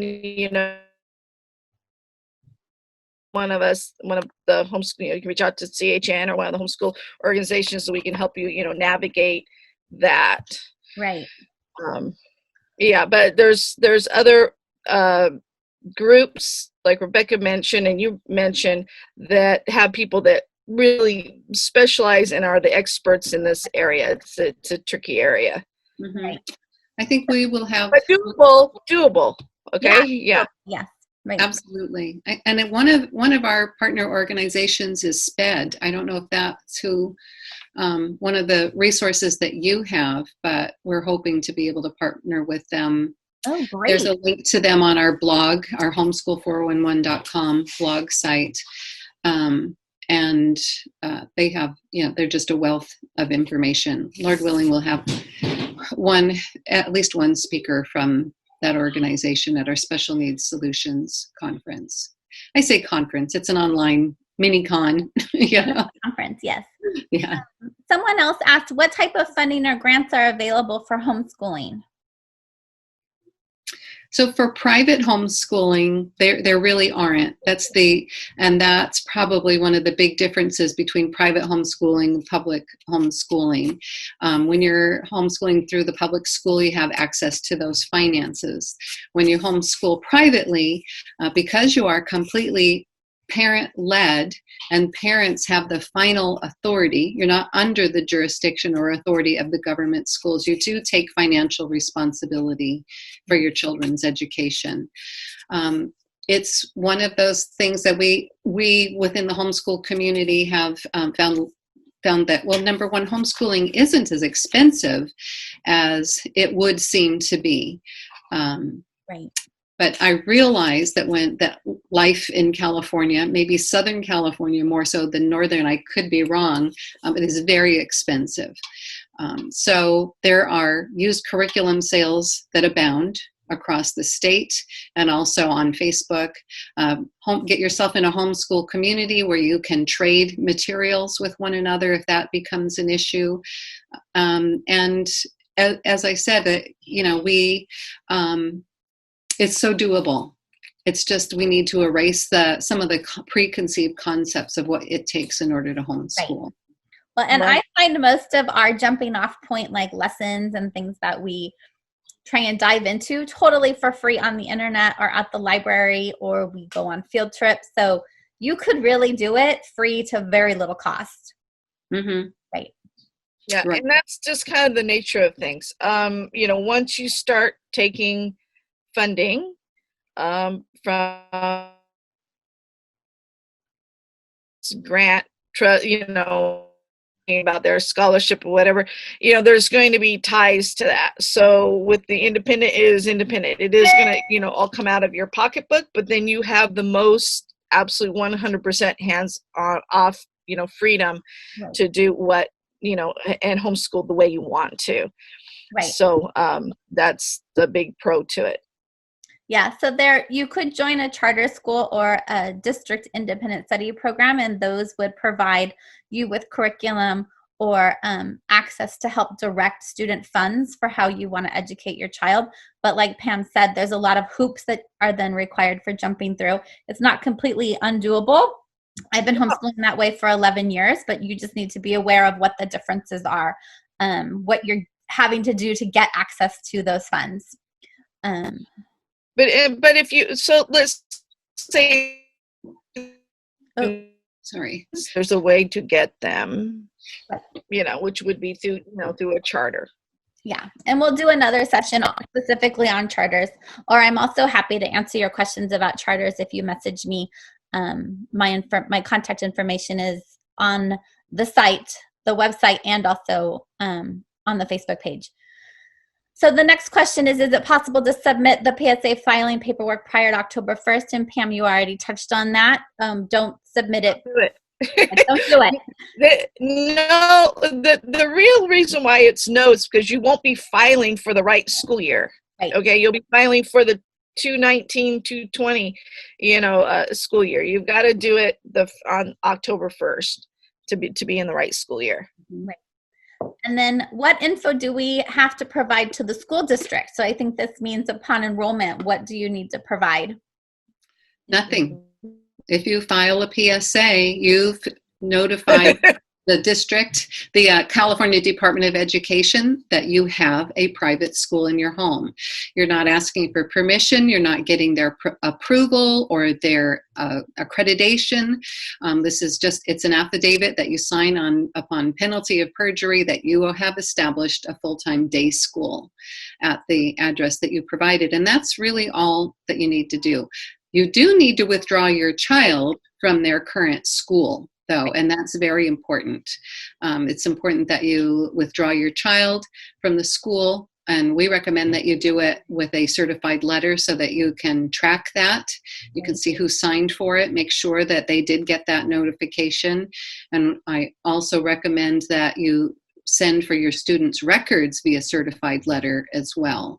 You can do it in one fell swoop, or usually if you're enrolling your student in a PSP, you will tell your child's school, you'll notify them that you're withdrawing your child, and then the PSP will send for your students' records. So so that's not the district per se, but that's the child's previous school. Now, I did have some parents, and me personally had an issue with, and I just want people to be aware of this.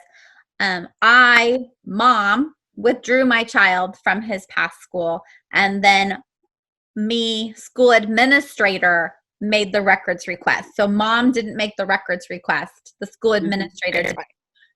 Just be aware of that. They didn't send the same records to parents that had sent the records request in as parent. they sent like a redacted copy, so they didn't have everything that they needed. So make sure you're sending that records request as the private school. Yeah, and the CHN's just the fact Yeah. to use for withdrawing and for requesting those records. And you really need to withdraw, and you do really need to request the records, because that request the records is what the school, the previous school needs. That's the record to show that the child is enrolled in a new school, and that really closes that file at that point. So it's really, informing them is step one, and requesting the records is step two, and the kind of the final step to close it off for them. So you do need to do both. If the school doesn't get the records request within a certain amount of time, they're actually required by law to report that the student is no longer enrolled back to the home district. And then the home district starts looking for what happened to that child, can start looking for what happened to that child. So it is an important two-step process right there. Mm-hmm. Right, because that would that could potentially start a truancy investigation, and your child is not truant. Your child is enrolled in a private school. Right. Yeah. So it sounds scary, but if you just do it, you're not going to run into any problems. Yeah, it's very easy to do it. It was 2 simple letters that I sent certified. It was very easy. So someone's asking specifically about the records that they keep from year to year, which we've kind of gone over, and we will put links to all. You guys all have very helpful pages about what to keep, but they're also wondering, for how many years are they required to maintain those student records? Well, indefinitely. Okay. They need, if their child graduates from their homeschool program or from their private school, they need to be able to supply transcripts on several years. If the student enrolls in, wants to apply to college, and then very often transferring to another university, many employers require transcripts if they go into any kind of law enforcement, fire departments, government work, then they're going to be needing to provide transcripts. I've had them up to 10, 20 years after the fact. So hang on to those records. You most likely will not have anybody ask you what specifically is within your student's cumulative record, but you need to be able to continue to provide that transcript. So usually with a PSP, how do we put it? The record, the cumulative record follows the child, right, wherever the child goes. Well, your child is within your private school, so you need to maintain those records there. Right. But if you join a PSP, they'll maintain the records. So the PSP is a private school satellite program that Rebecca's touched on, and we will do another session specifically about those, but they would maintain those records for you. And there are also services where if you want to file your own PSA, but say you need help with creating the transcripts, there are lots of services online that people will help you create that transcript. So I find that the homeschool community is very helpful and willing to help parents along, and wherever it is they have questions. It's just us making sure you have all of the right resources. So we'll pull those together as well. Who can request to view these records? So if you're filing your own PSA and you have established your homeschool, you're a private school in your home, nobody can request those records. You're not under the jurisdiction of the local school district. All that really can happen is they can ask to see, to verify a student's enrollment. Now, I shouldn't say nobody. There may come an issue with perhaps, say, a child custody case, and there may be court orders subpoenaing students' records. But as a general rule, as a private school, your students' records are not subject to search and seizure by anybody. Right. Those are private records. Right. No, I mean, anybody could ask, but you are not required to show them to anybody unless you've got a court subpoena. And that's rare. You would know that was coming because you're in a custody battle. And so that's not common. But, you know, I mean, anybody could say, oh, we want to see those. And no, you don't get to see those. And that doesn't happen frequently either. No. But it's just good to have them because they are, you know, required. Right. And so you keep them and then you don't worry about it. Right. Here's another good question. I jumped the gun and applied for a PSA and withdrew my kids from public school a day before school ended. But I'm thinking of enrolling in a charter too, just in case. I'd like my kids to take some on-campus classes in the future. Can I still keep my PSA, or do I need to cancel or withdraw it? Well, the first thing is she filed a PSA for the concluding school year. Right. So the PSA, you don't need to withdraw. If you're not establishing a private school for the 2021 school year, you just don't do anything. So so mom doesn't really need to worry about that. Students can only be enrolled in one school at a time. They can't be enrolled in a private school and in a public school as well. So it's okay. You're fine. Right. Go ahead and enroll your child in the charter school. There may be a little confusion from the outgoing school as to where the student is going. Where do the records get sent? Have the records already been forwarded to the private school? If so, then the chain of custody for the records needs to go to the next school. If the outgoing school thinks, well, they're going to a private school, but now we're getting a request for records from another charter school, that's the only thing I can see there is maybe just a little bit of confusion about where exactly are those student records, where, to make sure that they get to the right place. Right. So if she hadn't ordered the records from the past school when she withdrew the child the day before school ended, could she just leave the records there and have the charter order it from there? So when you enroll your child at the charter, you'd say, the last school attended was that public school. If you miss one day of school, no one's going to report you for being truant. Right. Right. Yeah. But if you did order the records from the school your child was at, and you have those records, then the last school that you're going to report attendance in is your private school. So the charter will order the records from you. Right? Correct. Right. Yes. And if you enroll in a charter in September, do not file for the PSA. Right. Right. Let's see. We already talked about how we can get information regarding homeschooling in other states. That's a great, HSLDA is a great resource for that. Mm-hmm. In California, there's a deadline in October on filing PSAs. Can you explain what the deadline means for those starting out with their PSA? Since you can file at any time, the deadline is confusing. Well, they really want those filed between October 1st and the 15th. So if you're going to start homeschooling in September, you need to file during that time. That's your time. That's when they'd like to see them. If you're not starting to homeschool until you haven't really decided and they're enrolled in someplace else, and then in December you decide to pull them from that, then you would file your PSA for the first time in December and start it up then. If the 16th comes by and the 17th comes by and you're like, oh, oops, I forgot, yeah, go ahead and file. Nothing happens. There's not a penalty. They just don't really like it. And we discouraged people from, oh yeah, it's meaningless to file whenever you want to because it's up all the time, because like I said earlier, the PSA was not up all the time. It was up only from the first to the was taken, which was a statement in lieu, and it's just not as convenient.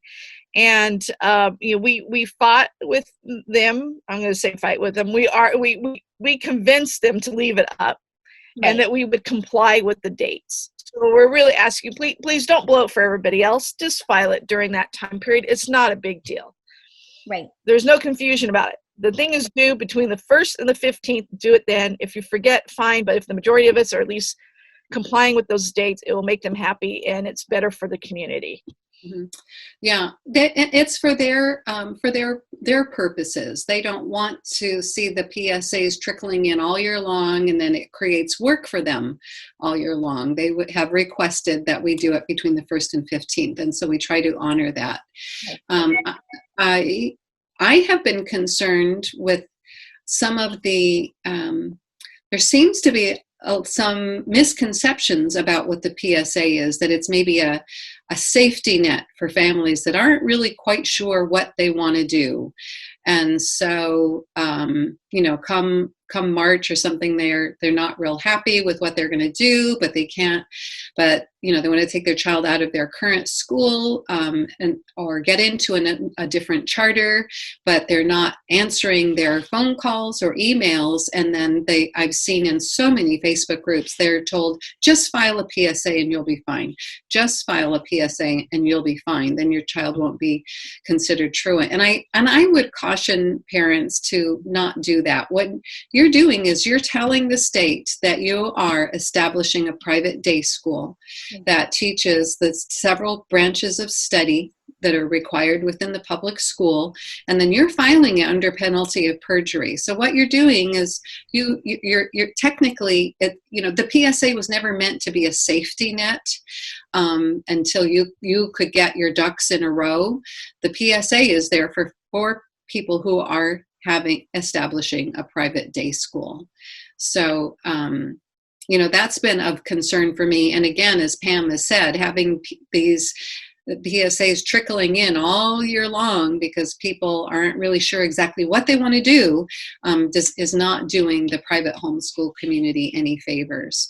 Likewise, you wouldn't file a PSA if your students in a charter school, but you want them to say do high school coursework, but they don't approve of the material you want to use, or they won't give the student high school credit. And then, I'll just file a PSA because I want my student to have their foreign language now, while they're in junior high, but I want it to count towards high school. I've heard lots of different scenarios. So a PSA is for people that are establishing a private day school, teaching all the branches of study that are required in the public school, not just if you're going to teach one or two subjects and you don't like the way your charter school is handling it. So, I've been concerned with the cavalier attitude towards the PSA in the past couple of years. I don't know if you've encountered that at all, Pam. I've seen it. I know what you're talking about. Yeah. Okay. But how does that differ? Like, Athen left the charter school because we weren't happy with how what the course of study was going to look like. And I'm filing a PSA. I'm not filing a PSA for like a quarter because I wanted to do a class somewhere else. I'm now moving from that charter school to a PSA for him. So is that okay? Are you just saying do it for a short amount of time? We're talking about, we're talking about situations where it's like they're in public school. I want them to go to the You're breaking up. for us to get approved and enrolled in the charter. I'm just going to take him out now and file a PSA to cover my butt for the 6 weeks, and then I'm going to dump him over here in this charter school. So they won't be considered truant during those 6 weeks. It's covered for truancy. It's like, right, exactly. That's abusing the PSA. That's not the purpose of it. That's not, so you either need to work something out school, like, hey, the environment's not safe. And I'm going to enroll him over here, but there's a pause now.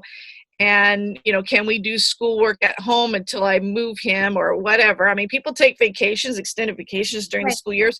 You work it out with the school. They said you pack it home and you do the work and you turn it back in. You need to figure something out with that school for that 6 weeks, or whatever it's going to take for you to get approved from the charter to move it in there. Instead, people are just using the Yeah, but if you've withdrawn. Well, I've done this and it's going to cover my behind. So there's a difference, Wendy. Yeah. You established your private school. You established a bona fide private school after the filing date. And that's okay. Right. Because you had every intention of having a private school. And I apologize, Pam, if I talked over you. There was a lot of lag there. It sounded like you stopped speaking. I think you're frozen again. But there's a big difference between using it, as Pam said, just to cover yourself for a few weeks, because you have no intention of establishing a private school. It's just, you're just trying to figure out something to do with your child to keep them from being truant. You don't want to continue in the one situation. What you did, Wendy, was establish a school. You had every intention of teaching your child at home, having a full-time day school, teaching all the several branches of study that were required in the public school system. So there's a big difference, and students transfer from one school to the next all the time. People do start private schools at different times throughout the year. Homeschoolers do that. But what we're concerned about is the PSA being a stopgap or a safety net, because parents don't exactly know what they're going to do. They haven't done the work that they need to deal with the situation they're leaving before they get into their new school. So there's the. So for parents that are just mad at something from the past school and haven't found a new school. Yeah. I'm sure that happens all the time, though, that people pull their kids out and then they just have to say that they're enrolling in another public school. Are they maybe concerned they're not going to get in time, or? I haven't actually not seen this happening, so I'm just curious. I haven't seen this. Oh, I've seen this. Generally, what it is I've pulled them from the public school, and I'm trying to get them into this charter, but the charter has me on a wait list, and they're processing my application, and it's going to take a couple weeks. What do I do?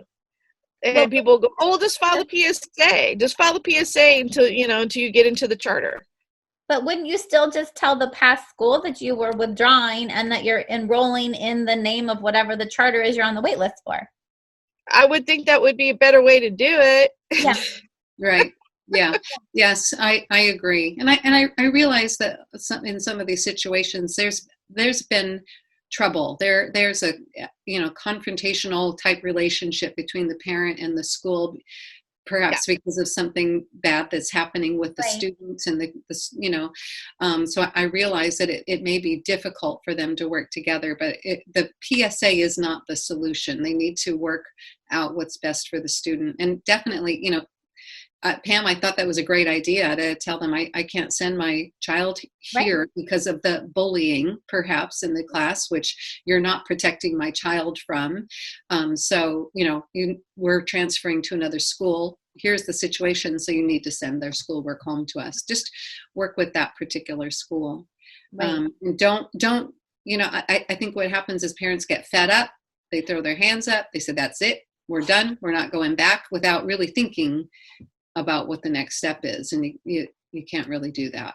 Right. So if they don't know what school they're going to, but if you know the school, you would just report the school, whether the child's all the way enrolled or not, because the new school, you'd gone through the enrollment process, you've filled out the intent to enroll form, they would have a record that you're trying to get in there, right?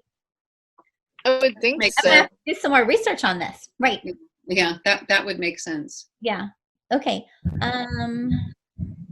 So we talked about that if you're filing a PSA or trying to homeschool privately in another state, go to HSLDA. That's a good place to start. It does look different in every state. They're asking if it looks different from state to state, and it does. Right. Yes. Not every state has the private school option. Right. Other states have specific homeschool laws. Right. Or they may say that you fall under non-public school laws. They're just the variety of circumstances that are I don't want to say endless, because there's only 50 states, but there's a lot of different situations that you could be going into. So another great resource is homeschoolfreedom.com. And they have some great resources, and they also have information on other the laws in other states, and puts you in touch with other state associations. Oh, nice. Okay. Yeah, if they exist. Not every state has the benefit, like Chia does, to have 3 state associations representing them. Right. Do you have any tips on where to start after you file your PSA? Considerations in terms of legal protection, keeping records to be able to show authorities if needed, etc. I think we've talked about everything except for the legal protection. We've kind of touched on that. If you guys want to explain again, joining your associations, right? Well, Just I know join Pam. the association, and if something pops up, contact one of us so we can, help guide you through it. Right. Mhm. Yeah, I recommend every single private homeschooling family join HSLDA, Homeschool Legal Defense Association. The cost is nominal. They'll let you make monthly payments as well if you find that one lump sum doesn't work for you. You don't have to be, I know there's some misconceptions. I wish Darren were still here, but there's some misconceptions about who HSLDA will represent, that you maybe have to be Christian. And that's not true. They represent all private homeschoolers. I think they've taken a bad rap in that maybe some charter families have wanted to be HSLDA members and were told they couldn't be members. But the fact of the matter is, if your children are enrolled in public school, you don't need HSLDA. There's nothing that HSLDA can do to help you. They don't represent public school children or legal issues in regards to public school. So I think that's kind of an important differentiation. Doesn't matter whether you're a person of faith or not. They represent everybody who homeschools privately. And if you're a charter school family, don't take it personally, when they don't take your application, because it has nothing to do with that. It's just simply that you don't fall under that's not what they do. If you love their organization and their mission and what they're out to do, you can always, make a tax deductible donation. Yeah. And as Pam said, let us know. The state associations need to know if you're running into trouble. We need to know if there's a theme, if there's somebody's, something in particular that consistently keeps happening across the state. We need to stand in solidarity against it. Right. Well, and if you want to support homeschooling in California, you can also join our local organizations if you're not comfortable joining HSLDA. So there's lots of ways to support homeschooling. Here's another question. They don't necessarily, the difference is like CHN or CHIA or HSC we're not attorneys. We don't, we can't provide legal representation. We will provide advocacy on your behalf. And we can use the heritage of our organizations and our experience to advocate for you, but we can't represent you in a court of law. Right. And often, we are able to resolve issues because oftentimes the school districts they're not informed. They just don't know. Right. And when they get a response from us, the issue. So it's not super common. It has happened. It does happen. But we're here, so start there. It's not real common for things to end up in a court of law. I mean, occasionally it does happen, but start with us. If it's something we can't help you with, then we'll refer you on. And I don't know if I mentioned, because we're talking about kind of the difference of the organization. CHN is a secular, all-inclusive organization. We do support all homeschoolers, regardless of who you are, what your religious belief is, or in the method that you homeschool. I think I failed to mention that about the organization. Right. And HSC is also secular, right? HSC is secular as well. I think Linda did bring that up when she was talking. And then CHIA, the people that run CHIA, you guys are Christian and you have Christian beliefs, but you're not required to be a Christian to be a member. That's correct. You don't even have to be a homeschooler to be a member. I don't know.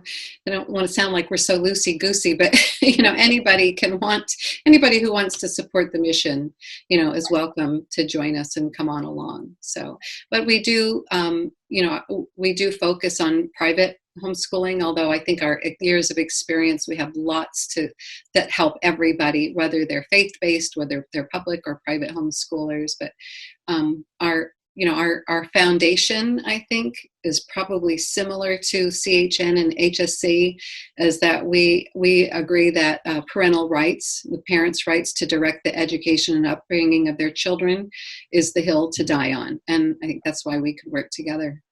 I just had a conversation with some legislators about that we don't, even in our own homeschool community, we don't even recognize like private filing homeschoolers often don't think of us who use charters as homeschoolers. But the one thing we all can agree on is that we all want a right to help direct our child's education. And we all want the right to homeschool. Like my situation where we've been in a charter all these years and now suddenly we're filing a PSA. I don't want anything to happen to that PSA option because I want to be able to use that for my child. And I want you to be able to use that for your child. So I think that that's a good point, that we all want to stand on that hill and die there if we have to, right? Mm-hmm. Yes, absolutely. Here's, I think, the last question, you guys. I have a friend who wants to file a PSA but wants to hire a private teacher tutor. What would you suggest for her? How would she find a private teacher to teach her kids? I think the only reason she is interested in homeschooling is fear of COVID, which we're getting this a lot. Well, that is a legal option, you know, to homeschool, and you know, and just the facts that it's a listed one. You can look at, you know, how to set that up and everything. As far as finding one, ask around, see if you can get recommendations. People use them, and you know, most commonly that's how the entertainment industry, you know, runs. You know, they will hire a tutor for, you know, for the child, you know, who's working. But, you know, private people do it as well. It's, you know, that's done. So if she, you know, there's nothing wrong with that.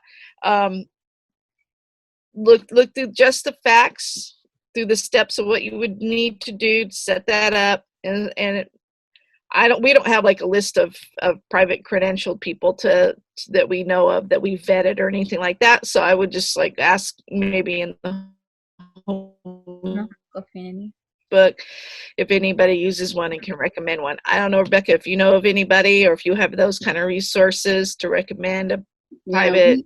Yeah, we really don't. We do have a few tutorial services in our homeschool directory. We have some service providers in there that, you know, but we're talking about, you know, regional, very local, you know, so right. I don't, that's really hard. I would, definitely ask around, maybe ask at colleges and see. But the tutorial exemption's a little different. If mom hires a tutor for her child, she doesn't need to file a PSA. Right. So she doesn't need to do both. She would hire the tutor who's credentialed in the subjects and the grade level that her student needs to have. And then there is additional record keeping and certain minimum hours per day, minimum days per week. And so a few more hoops to jump through rather than filing a PSA. So Chia really encourages families to, even if mom is a credentialed teacher, to just file a PSA, because there's still much more freedom to direct and, you know, to schedule your school year, your school days. I mean, there's no minimum number of hours. You can homeschool 7 days a week or, you know, in the evenings. So, you know. It specifies a time of day between 8 and 4 or something like that. Something like that, yes. Yeah. I can't say I'm well versed in the tutorial exemption. We don't recommend it very often. So, Yeah, there is specifications to it. They're listed in just the facts under that option, but it is a legal option. And if she's asking, can I do this? Absolutely. That is an option. You do both. You do one or the other, right? Yes. Right. Well, I think we got through all the questions, you guys.